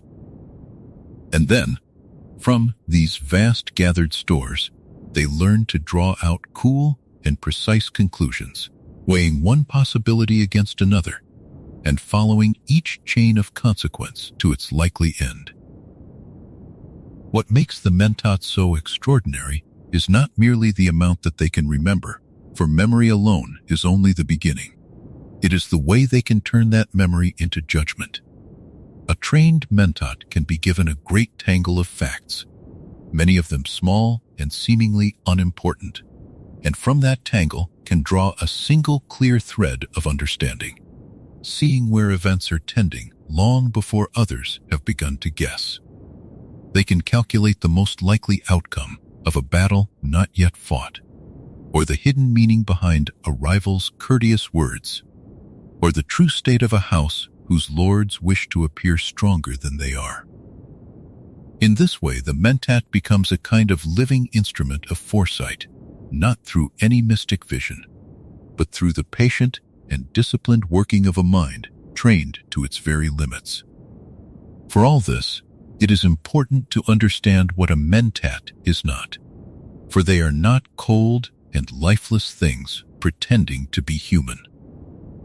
They feel, they tire, they wonder, they hold their own loyalties and their own quiet doubts. The discipline they practice is a way of thinking that they take up when it is needed and set aside when it is not, entering a state of deep and ordered calculation, and then returning afterward to the ordinary warmth of human life. A great Mentat is prized precisely because he is not only a reckoning engine, but a whole person, one who can bring wisdom and even a kind of gentleness to the cold work of logic, softening the hard edges of pure calculation with an understanding of the human hearts caught up in it. Because of these rare gifts, the Mentats are woven deeply into the life of the great houses, where they serve as advisors, as strategists, and as keepers of records and of counsel. A wise duke will keep a trusted Mentat close beside him, laying before this advisor all the tangled affairs of his house and his enemies, and drawing upon that trained mind, as another lord might draw upon a great library or a council of sages. In matters of war, the Mentat weighs the strength of fleets and the lie of the land and the temper of the soldiers. In matters of trade and treaty, the Mentat traces the flow of wealth and the hidden interests of rivals. And in matters of intrigue, the Mentat watches for the small false note, the detail that does not fit, the quiet sign that a friend may not be quite what he seems. So valued are these trained minds that a great house will spare no effort to keep a Mentat of skill within its service. For such a person is worth more than a fleet of ships or a vault of treasure, and a rival deprived of good counsel is a rival already half undone. To lose a trusted Mentat, whether to death or to the quiet lures of an enemy, is a blow that many a proud house has felt keenly, for with that loss goes a great part of its power to see clearly and to plan wisely in the tangled affairs of the Imperium. It is worth pausing to feel the strangeness and the beauty of what the Mentats represent. They stand as living proof that the human mind, when patiently and rigorously cultivated, can rise to heights that many believed only a machine could reach. Where another civilization might have leaned upon banks of calculating engines, the people of the Imperium chose instead to deepen the human being, to make of the mind itself the highest instrument they possessed. The Mentat is, in this sense, a monument to that ancient choice, a walking answer to a forbidden question, a reminder that when one road was closed forever, humankind found within itself the strength to walk another. There is even a certain quiet dignity in the discipline of the Mentat that makes them restful to consider. They do not rage, and they do not boast. They gather, they order, they weigh, and they conclude. And in the doing of it, there is a calm that comes from long mastery. The calm of a mind that has learned to hold vast complexity without being overwhelmed by it. To watch a Mentat at work, were you able to see within, would be to watch a great and silent movement of thought. Patterns forming and dissolving and reforming, each one clearer than the last, until at length a single quiet certainty rises out of the whole like the moon rising slowly over a still and darkened sea. And so, as our long journey through the powers of the Imperium carries you gently onward, hold for a moment this quiet image of the human computer, the person who has made of memory and reason a kind of art. Not a cold machine, but a warm and living mind, trained across long years to hold the world within it, and to see, more clearly than others, the shape of things to come. In a universe that turned its back upon thinking machines, the Mentats are the proof that nothing essential was truly lost, that the deepest calculating power of all was here among the people all along, waiting only to be woken and shaped. Let that thought settle over you now, with all its calm and ordered stillness. There is nothing here for you to calculate, and nothing for you to solve. Simply let the quiet certainty of the Mentat's mind become the quiet of your own, each thought growing slower and softer than the last, each worry losing its edge and drifting gently away, until your mind, like theirs at rest, grows wonderfully calm and still, and carries you down, easily and without effort, into the deep and welcome quiet of sleep. Deeper still, among the hidden powers of the Imperium, and stranger by far than the disciplined minds of the Mentats, there dwells a secretive people who have made their study not of thought but of flesh itself. They are the masters of a closed and guarded world, and they are known across the realm as the Bene Tleilaxu, while their people are called the Tleilaxu. Few outsiders have ever walked upon their world, and fewer still have returned able to say clearly what they saw there. The Tleilaxu keep to themselves, veiled in secrecy and in a strangeness that unsettles nearly everyone who deals with them. And yet their curious wares are sought after across the whole spread of the Imperium, for they can offer things that no other power can provide. To understand the Tleilaxu, you must picture a people whose great art is the shaping of living matter. Where the makers of machines work in metal and crystal, and the Mentats work in memory and logic, the Tleilaxu work in the very substance of life. In their hidden vessels and their guarded chambers, they grow living tissue, as another craftsman might mold clay, coaxing flesh to take the forms they desire. This is the forbidden and unsettling heart of their craft. For while the Imperium long ago cast down the thinking machines, it holds an even older unease toward those who would remake the living body itself. And yet the Tleilaxu practice these arts openly among themselves, without shame, regarding their work as a mastery to be perfected rather than a line that must never be crossed. Among the most famous and most disquieting of their creations are the beings they call Golas. A Gola is grown from the smallest remnant of one who has died, coaxed within the Tleilaxu vessels back into a living body that wears the face and form of the dead. To look upon a Gola is to look upon someone lost, returned once more to the world of the living, and this alone is enough to fill many with a deep and shivering awe. These grown beings begin their new lives without the memories of the one they were made from, blank and new despite their familiar faces. And the Tleilaxu train them and sell them to those who can pay the great price they command. For a house that has lost a treasured servant, a master of the blade or a keeper of wisdom, the Tleilaxu can offer back a living likeness. And this power over the boundary of death is among the strangest gifts in all the Imperium. There are those who whisper that a Gola may, under certain rare and hidden conditions, come at last to remember the life of the one from whom it was grown. Waking to its former self as a sleeper wakes from a long and dreamless night. Whether this is truly so, few outside the closed world of the Tleilaxu can say with certainty. And yet the very possibility deepens the awe and the unease that surrounds these grown beings.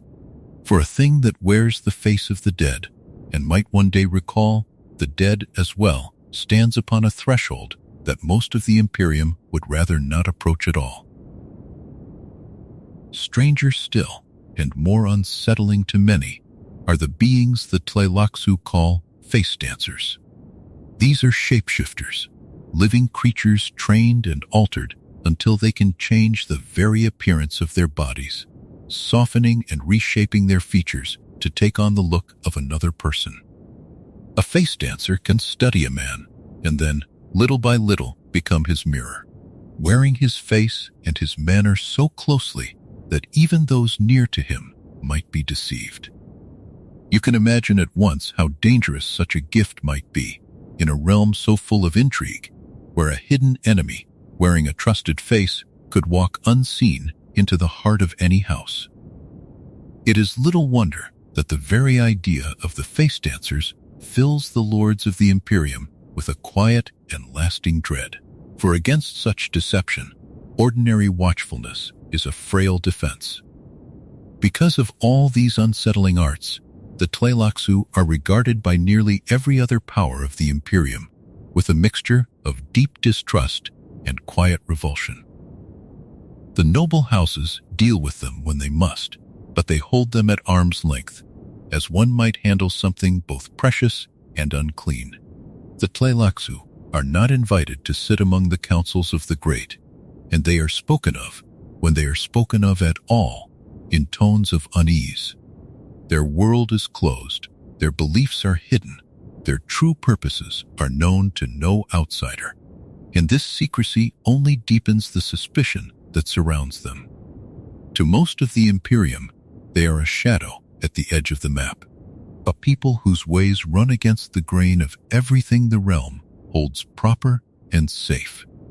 And yet, for all this distaste, the powers of the Imperium come to the Tleilaxu again and again, drawn by the simple fact that these strange people can provide what no one else can.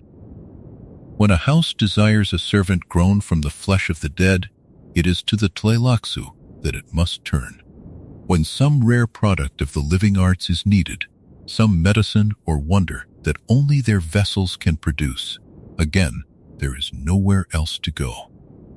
This is the quiet leverage of the Tleilaxu, that their monopoly rests not upon armies or upon wealth, but upon knowledge, upon secrets of the flesh that they alone possess, and that they guard with the greatest care. The other powers may look down upon them, but they cannot do without them, and the Tleilaxu understand this very well. It is worth dwelling for a moment upon how the Tleilaxu themselves must see the world, for their strangeness is not without its own inner order. They regard their arts not as monstrous, but as a form of high and sacred craft, a mastery earned through generations of patient study. Where others see a violation of the proper boundaries of life, the Tleilaxu see only the natural extension of their skill, the shaping of flesh as freely and as finely as a sculptor shapes stone. They keep their own beliefs and their own long purposes hidden behind their veils of secrecy. Purposes that reach, some say, as far and as patiently as those of any other power in the Imperium. Though what those purposes truly are remains one of the great riddles of the age. There is a peculiar quiet that surrounds the Tleilaxu, the quiet of a closed room whose door is never fully opened. They do not march and they do not proclaim. They work in their hidden chambers, coaxing life into new forms, and they send out their strange creations into the wider realm one by one, each carrying a little of their mystery with it. To think of them is to feel the edge of something vast and unknown, a whole world of purpose and belief pressed just out of sight behind a curtain that outsiders are never permitted to draw aside. And perhaps that is the truest thing that can be said of them, that they are the great unknown at the heart of a realm that believes it understands itself. A reminder that even in so vast and ancient an Imperium, there remain shadows that no light has ever fully reached. But there is no need to peer too closely into those shadows now, nor to trouble yourself with the riddles that even the wisest of the Imperium cannot solve. Let the Tleilaxu remain, as they wish to remain, a quiet mystery at the edge of your thoughts. A veiled and distant people whose strange gifts pass silently through the wider world. Let the strangeness of them soften into simple wonder, the gentle wonder of a thing half seen and left unexplained. And let that wonder grow slower and quieter within you, its edges smoothing away, until it too grows dim and distant and carries you gently down past all the mysteries of the waking world into the deep and untroubled peace of sleep. Alongside the secretive masters of the flesh, there stand two other worlds whose power flows not from armies, nor from bloodlines, nor from hidden arts, but from the simple and enduring craft of making things. These are the planet Ix and the planet Riches, the two great workshops of the Imperium. And to understand them, you must remember once more the ancient prohibition that shapes this whole civilization. Long ago, when humankind cast down the thinking machines, they forbade forever the making of any device in the likeness of a human mind. Yet, the realm still needed tools and instruments of great subtlety, machines that could sense and measure and perform delicate work, and so there arose worlds whose whole purpose became the making of such things, always walking with great care along the very edge of what the old laws would allow. The foremost of these two worlds is Ix, and the Ixians are famed across the whole Imperium as the finest craftsmen of machines that the age can offer. Their world is a place of deep and hidden industry, and it is said that much of their labor is carried out far below the surface, within great sheltered halls where their most secret work can go on away from watching eyes. From these hidden workshops come devices of astonishing cleverness, instruments so fine and so capable that they seem, to the ordinary observer, almost to think. And this is precisely the delicate ground upon which the Ixians build their fortune, for their machines press as close as anyone dares to the forbidden line, offering nearly all the usefulness of a thinking device while stopping, always, just short of crossing into what the law condemns. It is worth pausing to feel how careful a balance this is. The Ixians must satisfy two masters at once. On one hand, they must make devices clever enough to be worth the great prices they command, tools subtle enough to serve the highest needs of the great houses and the other powers. On the other hand, they must never be seen to have made a true thinking machine, for to cross that line openly would bring down upon them the fury of the whole Imperium and the ancient dread that lies behind its oldest law. And so, the Ixians work always in a kind of quiet shadow, guarding their methods jealously, letting no outsider see too clearly how their wonders are made, offering the fruits of their labor while keeping the roots of it carefully hidden. Their secrecy is not mere pride, but a shield, protecting them from the suspicion that always hovers near those who make machines too clever by half. Because of this rare skill, the Ixians hold a quiet but genuine power within the Imperium, for a great many of its finest instruments come from their hidden halls, and the powers of the realm depend upon them more than they might like to admit. A house that wishes for some subtle device, some tool of measurement or communication or fine control, will often find that only the Ixians can provide it. This need gives Ix a place of importance out of all proportion to its size, and it means that even the great and proud must treat the makers of machines with a certain wary respect. It is a curious thing to consider that a world which raises no great army and claims no grand throne should nonetheless hold so many of the mighty gently in its debt, simply because it alone knows how to make what they cannot make for themselves. Such is the quiet strength of true craft, that it binds even the powerful to its makers with threads far softer and far more lasting than any chain of iron. The Ixians offer their wonders to all who can pay, and in doing so they weave themselves into the daily workings of 1,000 distant courts, present everywhere in the form of their devices, even where they themselves are never seen. Sharing this same craft, though fallen somewhat from its former height, is the world of Riches, the old rival of Ix in the art of invention. In earlier ages, the Riches were counted among the mightiest of the machine makers, and their name was spoken with the same respect that Ix now enjoys. Time and misfortune have dimmed their glory, and they no longer stand quite at the summit they once held. Yet, they remain skilled and inventive still, known especially for their delicate devices and their hidden mechanisms, the small and cunning works that require a fine and patient hand. There is a certain gentle melancholy about Riches, the quiet dignity of a once great house of craft that must now labor in the longer shadow of its rival, holding to its skill even as its former grandeur softens into memory. Between them, these two worlds supply a great share of the subtle technology upon which the whole Imperium quietly leans. When you picture the vast realm and all its powers, it is easy to think first of the soldiers and the spice and the thrones, and to forget that beneath all of it there must be countless fine instruments, the tools by which the great affairs of the worlds are carried out. Many of these come from Ix, and many from Riches, and so these two industrious planets form a kind of hidden underpinning to the life of the realm, a foundation of clever craft upon which the more visible powers rest without often thinking of it. They do not rule, and they do not command, yet without their patient making, a great deal of the machinery of the Imperium would slowly grind to a halt. There is a quiet lesson in the way these two worlds live, forever working within the shadow of a prohibition they must never openly break.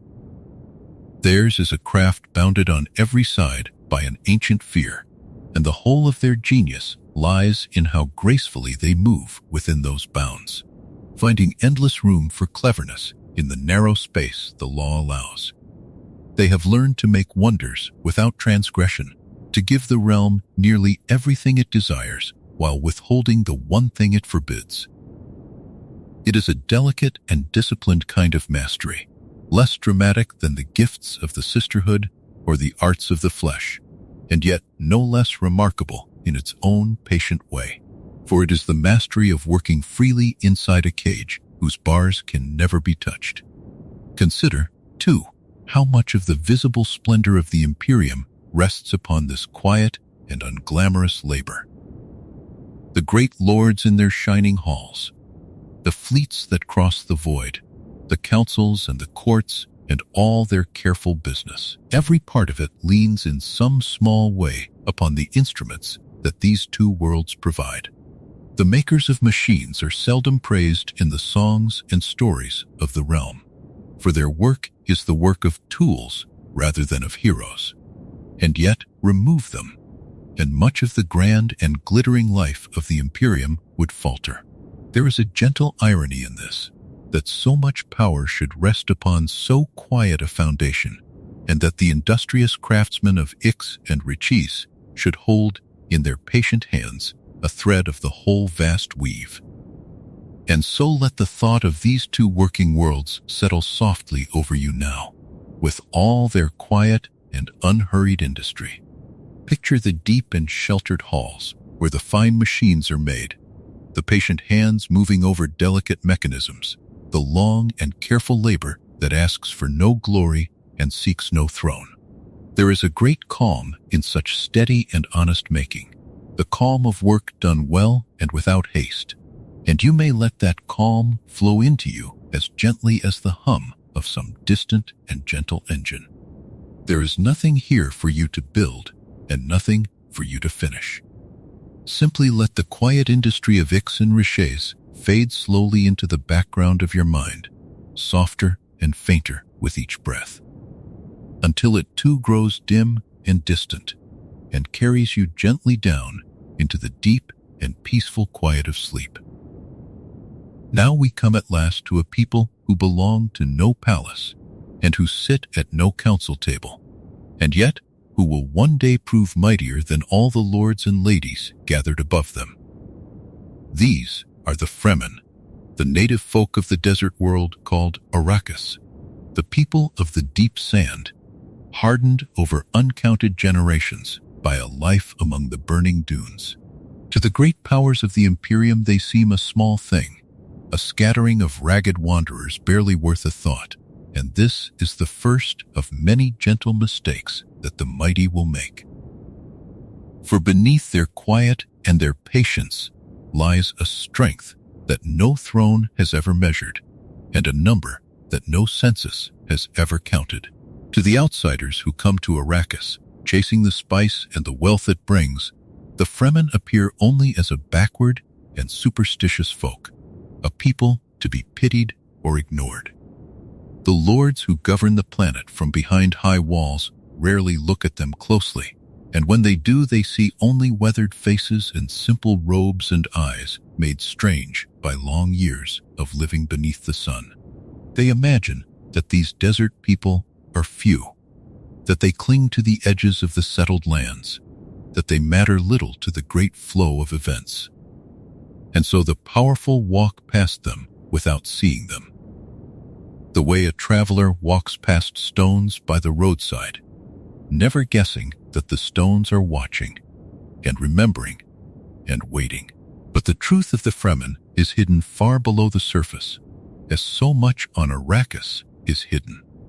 They do not live in the open cities of the off-worlders, nor do they crowd the villages that cling to the rock. Instead, they dwell in secret strongholds carved deep within the mountains and the shielded canyons, places they call sietches, a word that means a gathering, a meeting place, a refuge in the time of danger.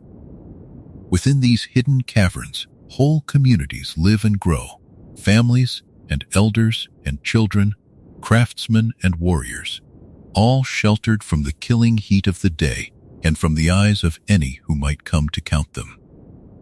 Each sietch is a small world of its own, cool and dim and quiet, lit by the soft glow of glow globes, its passages worn smooth by the passing of many bare feet across many years.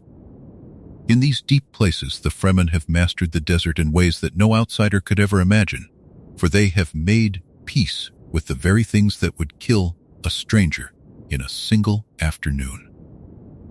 Where the off-worlder sees only death upon the open sand, the Fremen sees a home whose every rule he has learned by heart.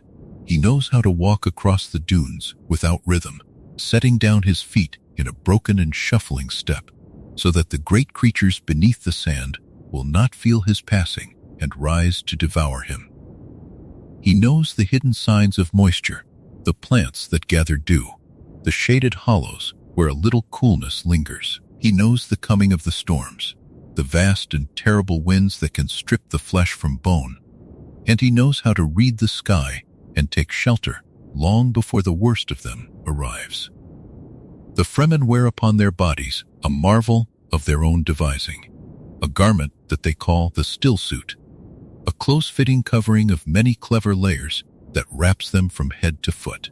This suit does a thing that seems almost like a quiet miracle, for it captures the moisture that the body gives off, the sweat and the breath and every small loss of water, and it gathers all of this and cleans it and returns it, so that the wearer may drink again the water of his own living.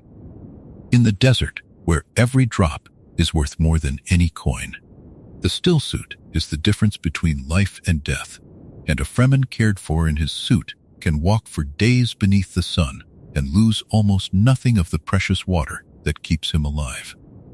To wear such a suit well, to fit it and tend it with skill, is among the first things that a Fremen child learns.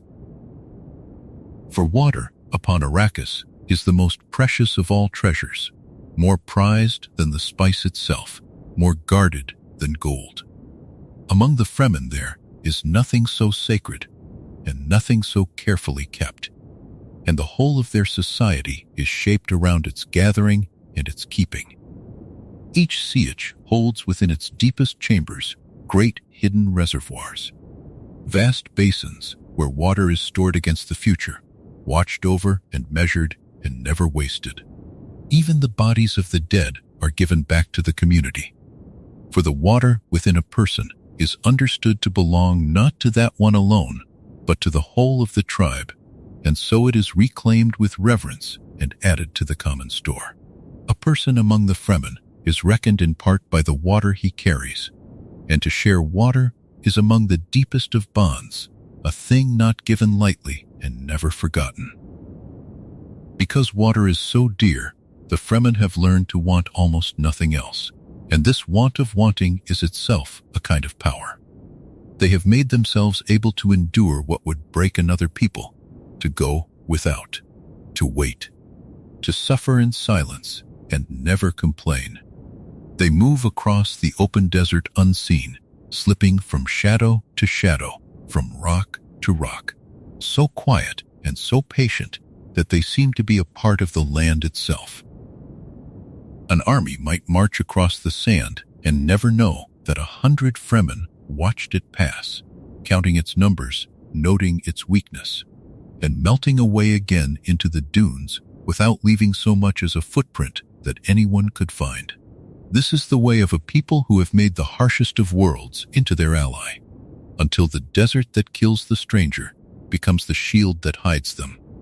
And here lies the greatest of the secrets that the lords of the Imperium have never guessed. For the Fremen are not few. Their numbers are far, far greater than any off-worlder has ever imagined, greater than the counts written in any imperial record, greater perhaps than the population of many a settled world. In sietch after sietch, spread across the whole vast face of Arrakis, they live and marry and raise their children and bury their dead, and their people grow steadily and quietly beneath the notice of those who believe themselves the masters of the planet. The powerful look upon the desert and see an empty waste with a few scattered savages at its edges. They do not see the great and hidden nation that dwells within the rock, tempered and disciplined and waiting. A people who could, if ever they chose to rise as one, shake the whole balance of the world. So let this picture settle gently in your mind. The picture of a deep and secret people, cool within their hidden caves, while the sun burns white upon the sand above them. Think of the long, dim passages of the sietch, the soft sound of many quiet voices, the reservoirs of dark water kept safe in the heart of the mountain. Think of a figure in a stillsuit, walking without rhythm across the moonlit dunes, patient and unhurried, at home in a place that would kill any other, moving toward a shelter that no stranger will ever find. There is nothing here that you must strive to remember, nothing you must hold on to, only the calm sense of a people who have learned to live with almost nothing and to want almost nothing. and who have grown quietly strong in the doing of it. Let that quiet strength wash over you, slow and steady as the desert night, and let yourself sink a little deeper into rest.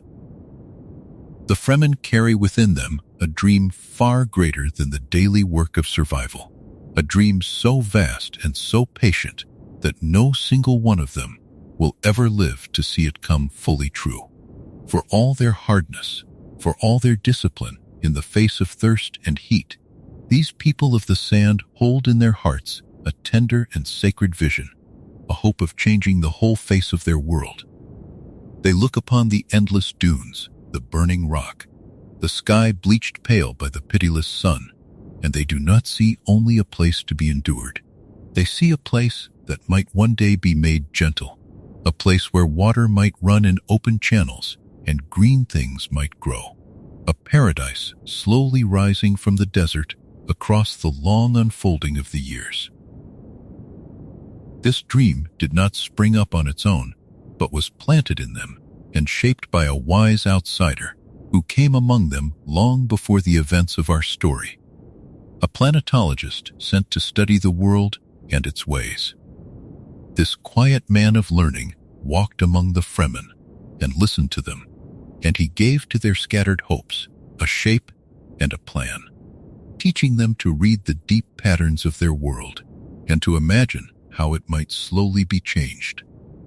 He showed them that the desert was not fixed and eternal, that with patience and knowledge and the gathering of water, the balance of the whole planet might over centuries be turned toward life. And the Fremen took this vision into their hearts as something almost holy, a promise handed down from parent to child, a work to be carried forward by many generations who would never themselves stand beneath the green trees they labored to bring forth. So, across the whole hidden world of the sea edges, the Fremen began their patient and secret labor, a work of gathering and saving and planting that stretched on across lifetimes. In the deep places of the desert, they set aside great stores of water, not only for drinking and for living, but for the future, sealed away in hidden basins against the distant day when it might be released to wake the sleeping land. In the far and lonely reaches where no off-worlder ever went, they planted the slow beginnings of green life, hardy grasses and stubborn shrubs, plants chosen because they could survive with almost nothing and could hold the shifting sand in place and coax a little moisture from the dry air. Each small planting was a fragile thing, tended in secret, guarded against the wind, a tiny green flame carried carefully through the dark toward a dawn that lay hundreds of years away.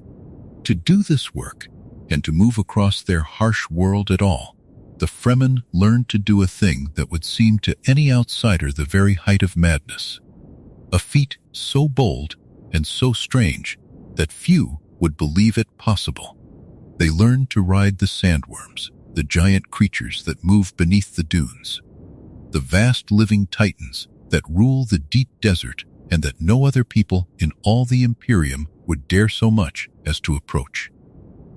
These enormous beings, longer than a great ship and older than memory, glide through the sand as a fish glides through water, drawn upward by any steady rhythm upon the surface, rising in wrath and hunger to swallow whatever has disturbed their domain.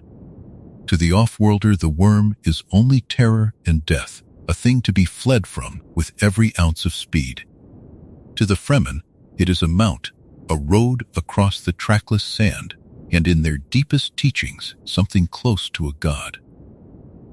The riding of the worms is learned young and learned with great ceremony, for it stands among the Fremen as the truest mark of one who has become fully a person of the desert. Using clever hooks and long, careful practice, the rider draws the great creature up out of the sand and fixes a hold upon it, prying open a segment of its vast armored hide so that the tender inner flesh is turned away from the abrasive sand. And in its discomfort, the worm rolls that part of itself upward and away, keeping it high and clear, carrying the rider along upon its back. In this way, a single Fremen, or many together, may travel great distances across the open desert far faster than any could walk, borne along by a living mountain that no army could ever tame. To ride the worm is to command the desert itself, and it is a thing that binds the Fremen to their world in a way that no outsider will ever share. And the worms are woven into the Fremen dream in a way still deeper than travel. For the great creatures and the spice and the water are all bound together in the long, slow working of the world. The Fremen understand that the worms and the desert are one thing, that where there is much water the worms cannot live, and that the changing of their world must therefore be a work of the gentlest patience, lest they lose the very creatures they revere even as they reach toward the green they long for. And so their planners weigh each hidden reservoir and each secret planting against the balance of the whole, moving with the care of those who love two things at once and will not sacrifice the one to gain the other. It is a dream held not in haste but in wisdom, tended across the centuries with an eye always upon the harmony of the living world. Beneath all their harsh and watchful ways, beneath the careful hoarding and the silent movement and the readiness for violence, there runs in the Fremen a current of feeling deep and strong and warm. They are a people of fierce loyalty, bound to one another by ties of water and blood and shared suffering, and the bond within a Sietch is a thing more solid than any wall. They love their children and honor their elders and remember their dead with a tenderness that the offworlders who see only the hard surface would never suspect. And beneath everything, running deeper still, there lives in them a longing for paradise, a yearning for the green and gentle world they labor to create, a hope so patient and so pure that it has kept a whole people moving forward through centuries of thirst and hardship without ever once losing heart. It is into this hidden people, with their secret dream and their sacred work, that a fallen heir of the great outer world will one day come. When the noble house that rules from the ocean planet is betrayed and broken upon the sands of Arrakis, its young heir will be cast out into the desert with nothing, a boy stripped of everything he once had, alone in a world that seems made only for his death. And the desert that would kill any other will not kill him, for the Fremen will find him and take his measure and slowly draw him into their hidden life. Among the Sietches, he will learn their ways, the walking without rhythm, the tending of the stillsuit, the sharing of water, and at last even the riding of the worms, until the boy of the ocean world becomes something new, something shaped by the deep desert itself. But that meeting still lies ahead of us, and for now it is enough to hold in the mind the gentle image of this dreaming people, patient beyond all measure, working in secret toward a distant and beautiful day. Picture the small green shoots hidden in the far dunes, tended by careful hands, guarded against the wind, each one a promise carried forward toward a future that its planter will never see. Picture a rider high upon the back of a great worm, moving swift and silent across the moonlit sand, at home upon a creature that would be the terror of any other soul. Picture a whole people bound together by loyalty and hope, waiting through the long, dry centuries for their world to bloom. There is nothing here that asks anything of you, nothing you must carry, only a quiet dream of green rising slowly from the sand, and the deep and peaceful patience of a people who trust the years. Let that patience settle over you now, soft and unhurried, and let yourself drift gently down towards sleep.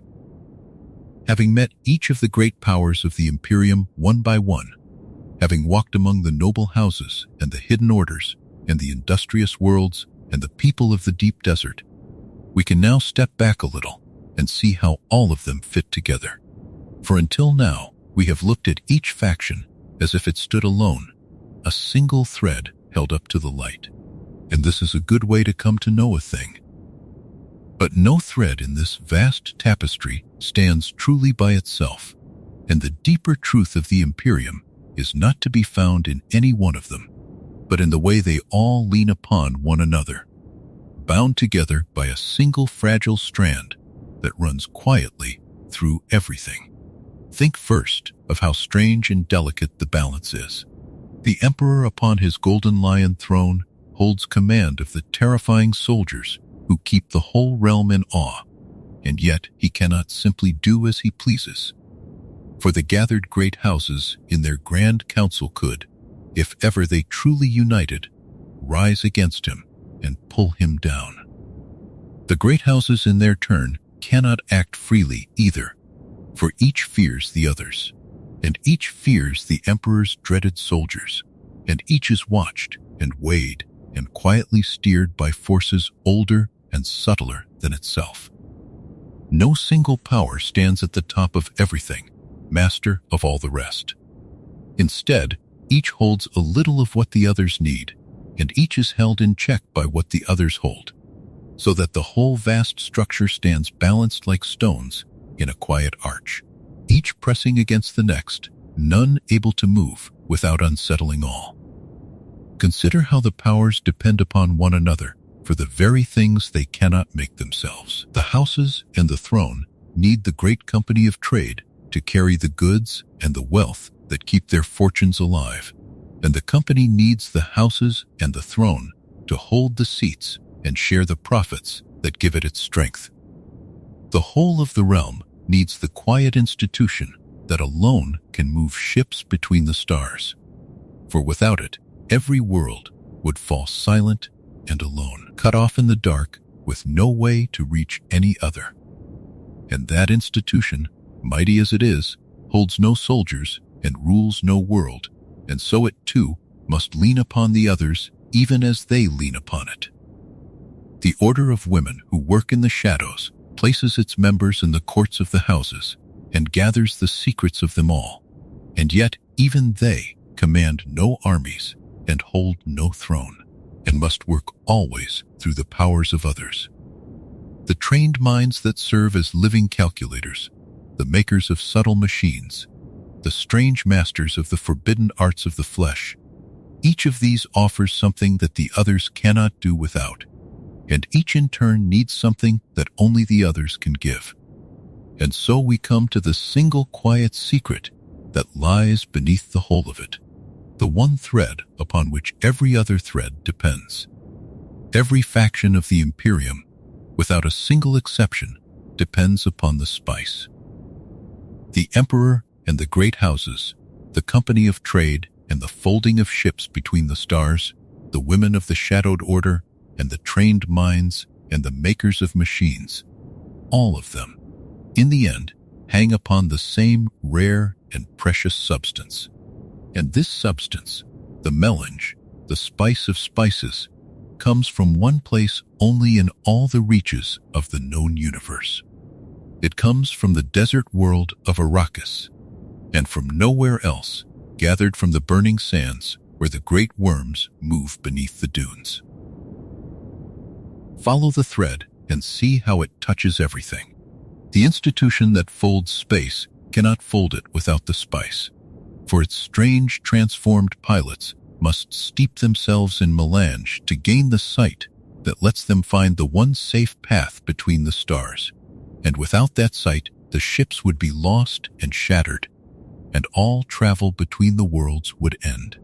The order of women in the shadows need the spice for their own deep sight and their long memory, for the ceremonies that make them what they are, and without it their whole ancient work would wither. The powerful of every world crave the spice because it lengthens their lives, staving off age and death, granting them years beyond the common measure, so that once a person has tasted its gift, they can hardly bear to be without it.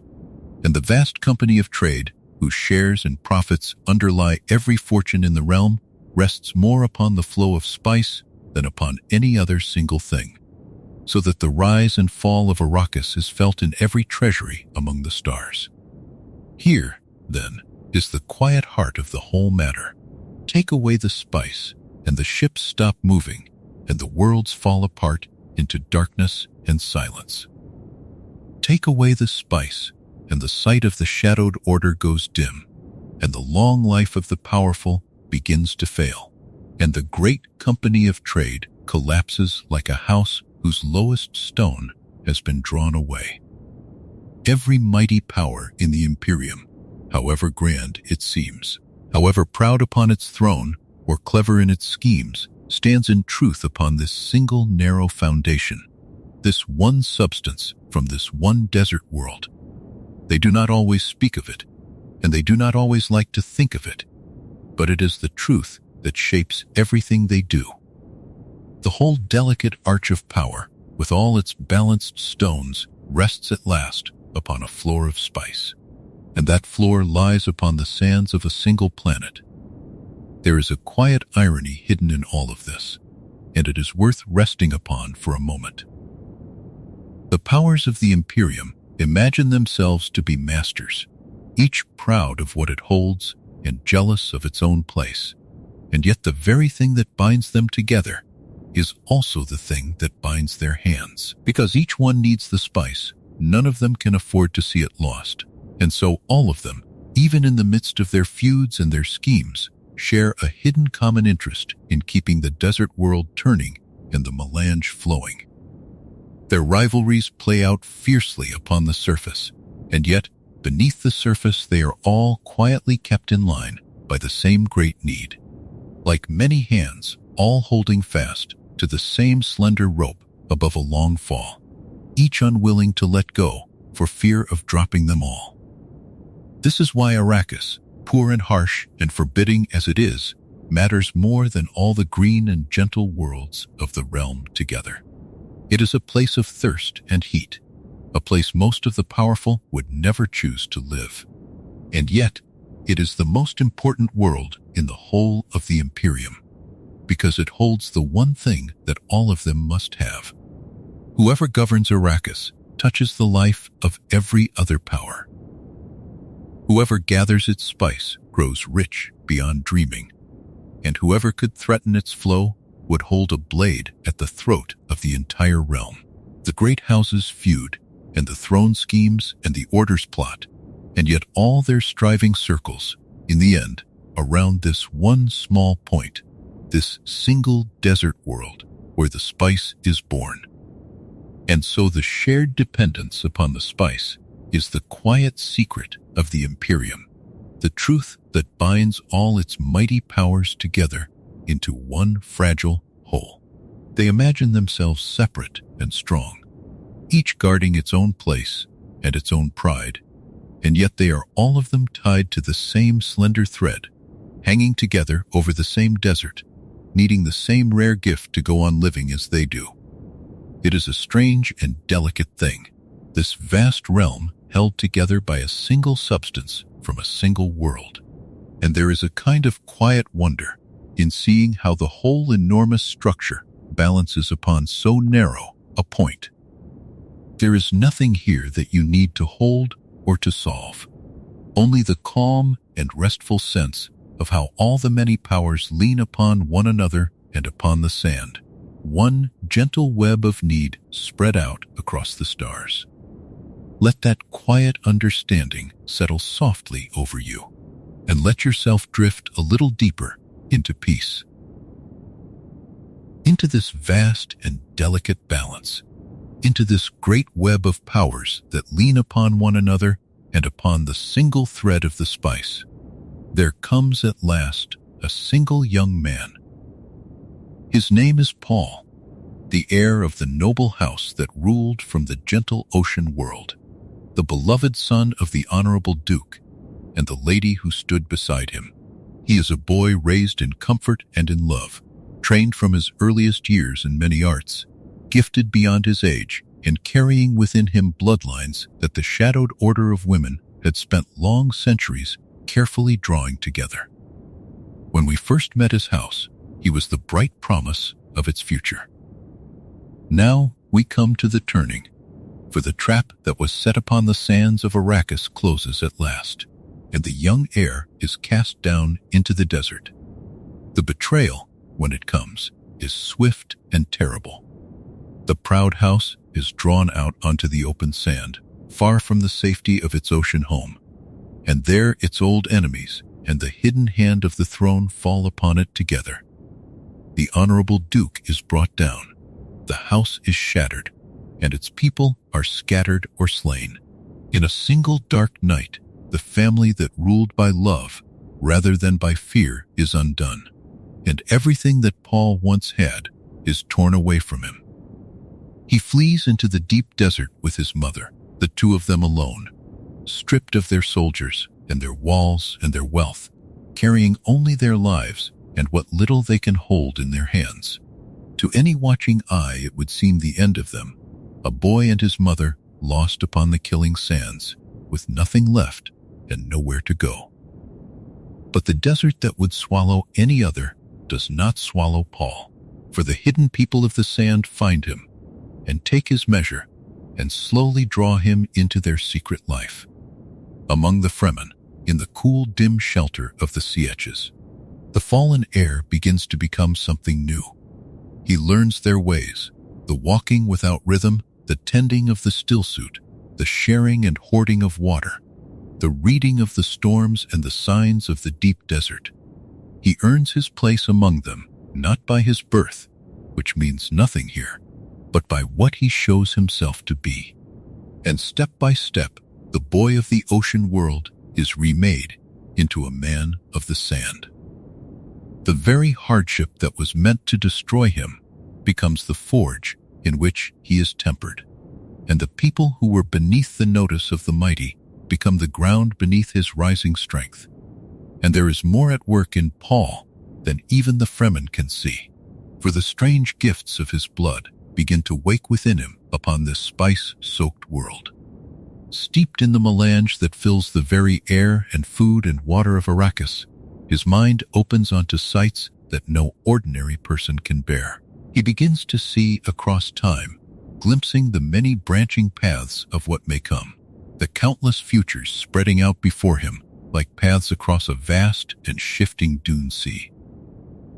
This is the very thing that the shadowed order of women had sought across their long generations of patient planning, the coming of one who could reach where even they could not. And it is the very thing they had also learned to fear. For such a one would stand beyond their steering, beyond anyone's steering, a power loose in the world that no plan could contain. Among the Fremen, Paul grows into this power slowly and surely, becoming a leader among them, a figure around whom their long-held hopes begin to gather. And as he grows, he comes to understand the one great truth that gives him mastery over every faction of the Imperium at once. The truth that lies at the quiet heart of everything we have seen. He learns what the desert has always known, and what the mighty have always half forgotten, that the whole vast structure of power, for all its thrones and armies and ancient orders, rests upon a single narrow foundation. He learns that whoever can command Arrakis can command the flow of the spice, and that the spice comes from this one world alone, and from nowhere else in all the reaches of the stars. And then he grasps the deepest edge of that truth, the edge that turns knowledge into power. For it is not enough to see that all the factions depend upon the spice. Paul comes to understand that whoever can threaten to end the spice forever, to destroy it utterly and let it flow no more, would hold every other power in the whole Imperium at his mercy. If the spice were to cease, the ships would stop moving between the stars, and the worlds would fall into silence and darkness. The sight of the shadowed order would go dim. The long lives of the powerful would begin to fail. The vast company of trade would collapse into ruin. Every mighty faction, however proud, would be brought to its knees. And so the one who can credibly threaten the spice holds the single thread upon which the entire realm hangs, and with a single hand he can make the whole balanced arch of power tremble. There is a strange gentleness in the way this power comes to him, for it grows not from cruelty or greed, but from clear seeing, from a mind that has looked upon the whole vast structure of the realm and understood it more truly than those who built it. The great powers had each guarded their own corner, each certain of its own strength, and none of them had ever quite dared to look at the whole and to ask what would happen if the single foundation beneath it all were taken away. Paul asks that question, and in the asking he finds the answer that changes everything, an answer that had lain in plain sight for uncounted generations, waiting for one who had been stripped of everything and remade in the desert to see it whole and to speak it plainly. This is the terrible insight that transforms the fallen boy into the still point upon which the whole Imperium turns. He does not gain his power by building a greater army than the Emperor, nor by amassing more wealth than the great houses, nor by out-scheming the orders of the shadows at their own long games. He gains it by seeing, more clearly than any of them, the one truth they had all built their lives upon and yet never dared to face, that they all hang together upon a single thread, and that the thread runs through his hands. The mightiest powers in the universe, the throne and the houses and the guild and the sisterhood and all the rest, find themselves suddenly answerable to a young man risen from the desert, because he alone is willing and able to grasp the spice and, if he must, to end it. So the balance that had held for so long, the delicate arch of leaning stones that kept any one hand from grasping everything, is broken at last. Not by the strongest of the powers, but by the one who understood them best. The web of need that bound all the factions together, once their shared secret and their quiet strength, becomes in Paul's hands the very lever by which they can all be moved. What had seemed the safest of arrangements, all the great powers depending upon one another and upon the spice, turns out to have carried within it the seed of its own overturning, waiting only for someone to see it whole. And it is a boy cast into the desert with nothing, raised up by the hidden people of the sand, who comes at last to see it and to hold it and to change everything. There is nothing here that you must untangle or decide, only the quiet wonder of a single soul rising from ruin to hold the whole world in the palm of one hand. Let that wonder rest gently upon you now, unhurried and calm, and let yourself sink a little further down toward sleep. And so, at the end of our long and gentle journey, we can gather up in our minds the whole great tapestry of Dune and hold it all together one last time before we let it go. We began by picturing the shape of the world, the vast realm gathered under a single throne, held in a careful balance between the power of the emperor, the many noble families, and the strange old orders that grew up in the long ages after the machines were cast down. And from that first wide view we went on to meet, one by one, each of the threads that make up the whole, until now, at the close, we can see them all at once, spread out before us like a great pattern seen from a quiet height. We met the noble house that stands at the heart of the story, the beloved family that ruled from the gentle ocean world, led by an honorable duke who governed by earning devotion rather than by spreading fear. We saw how they were given the desert planet as a glittering prize wrapped around a hidden blade, and how they went to it knowing the danger and went all the same. And facing them across a long history of hatred, we met the cruel house of the grim industrial world, ruled by its vast and scheming baron, a family that gathered its wealth by terror and appetite, and nursed a patient longing to see its rival destroyed. Two houses, one ruling by love and one by fear, set against each other upon the sands. We met the imperial family that has held the Golden Lion throne for many long centuries, and the Padishah emperor who governs the whole realm from his splendid palace world, powerful and yet never wholly free. We met his dreaded soldiers, the fanatical warriors forged upon a cruel prison planet, whose ferocity has kept the great houses obedient for generations. And we met the Grand Council of the noble families, the slow and formal assembly that gathers all their weight together into a counterweight even the throne must respect, keeping any single hand from grasping everything. We met the mighty company of trade, that quiet power made not of soldiers but of wealth, owning a share of nearly everything bought and sold between the stars, its profits divided among the great powers. We met the institution that alone can move ships across the terrible distances, folding space by a secret art, holding the whole realm gently in the palm of its hand.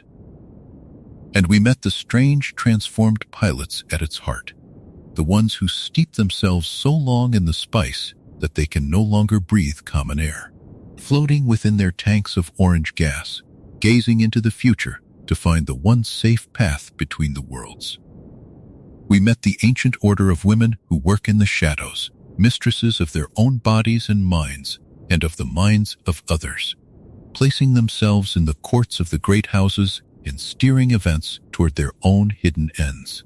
We saw their long and secret plan, the patient breeding across many generations toward a single prophesied being, and the quiet arm they used to seed myths and prophecies upon distant worlds. We met the trained minds that serve as living calculators, the human answer to the forbidden machines, holding vast oceans of information within their own patient thought. We met the strange masters of the forbidden arts of the flesh, growing living things in their hidden vessels and shaping life to their own designs, distrusted and yet sought after all the same. And we met the two industrious worlds of the makers, famed for clever devices that walk forever along the very edge of the ancient prohibition they must never openly break. And we met the people of the deep desert, who belong to no palace and sit at no council table, hardened by a life among the burning sands, dwelling in hidden strongholds within the rock. We saw how they hoard water as the most precious of treasures, how they move unseen across the dunes, how their numbers are far greater than the lords of the realm have ever guessed. We saw the dream they carry across the generations, the patient and sacred vision of turning their harsh world slowly green, and their daring in riding the giant worms that move beneath the sand. And we saw at last how all of these many powers, the throne and the houses, the company and the guild, the sisterhood and the trained minds, the makers and the masters of the flesh, all of them hang together upon a single quiet thread, for every one of them depends upon the spice, and the spice comes from that one desert world alone. And into that vast and delicate balance, we saw a single young man come, the heir of the fallen house, cast into the desert when his father was betrayed and destroyed. We watched him taken in by the hidden people of the sand and remade among them into something new, and we saw the strange gifts of his blood wake within him upon that spice-soaked world. We saw him grasp the one great truth that gave him power over every faction at once, that whoever can command the desert can command the flow of the spice, and that whoever can threaten to end the spice forever holds every other power at his mercy. And so we saw the long-held balance broken, and a boy risen from ruin become the still point upon which the whole great realm turns. Now the whole pattern lies complete before you, every thread in its place, the noble and the cruel, the imperial and the dreaded, the gathered council and the wealthy company, the space-folding guild and its floating pilots, the watchful sisterhood and the calculating minds, the strange masters and the clever makers, and the enduring people of the sand. You have seen how each stands in its place, and how all of them lean upon one another, and how the whole vast structure balances at last upon a single grain of the desert. It is a great and intricate thing, this world, and you have journeyed gently through the whole of it, meeting each power in its turn and letting each one grow familiar before moving on to the next. And now there is nothing left for you to do, and nothing you must carry with you. You need not remember the names of the houses, nor hold on to the workings of the orders, nor keep in mind which power leans upon which. All of it may grow soft and dim now, like distant lights seen far across a quiet desert at night, glowing gently and then fading as your eyes grow heavy. Let the throne grow distant, and the houses and the council and the company. Let the guild and its pilots drift away, and the sisterhood and the trained minds and the makers of machines. Let the desert people and their worm and their dream of green settle softly into the dark. Let the whole great tapestry loosen, thread by thread, and slip quietly from your hands.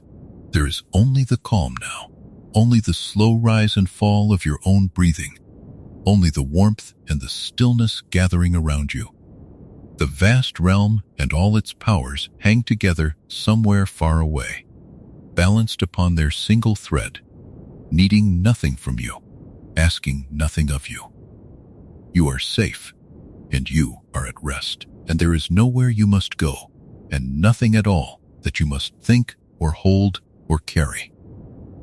Let each of these great powers grow ever more distant and dim, softer and quieter with every slow breath, until they are only the faintest of glimmers at the edge of a vast and peaceful darkness.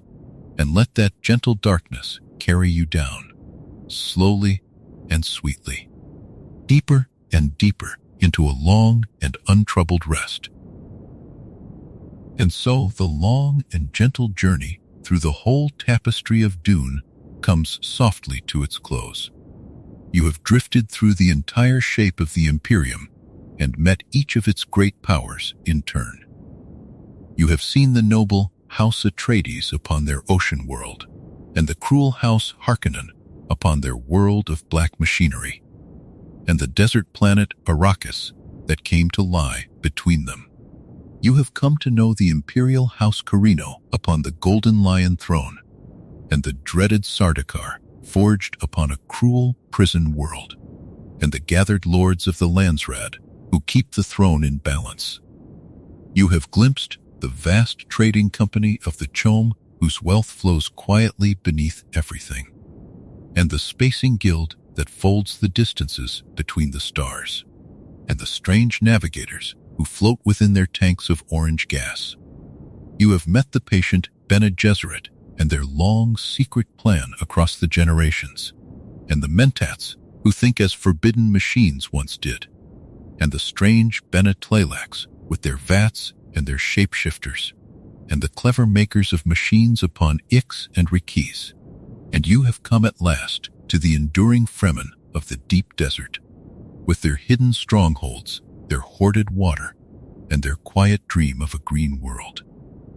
You have seen how all of these mighty powers hang together upon a single fragile thread, the spice that flows from Arrakis alone, and how one young man came at last to hold that thread in the palm of his hand. There is nothing left now that you must remember, and nothing you must weigh or measure.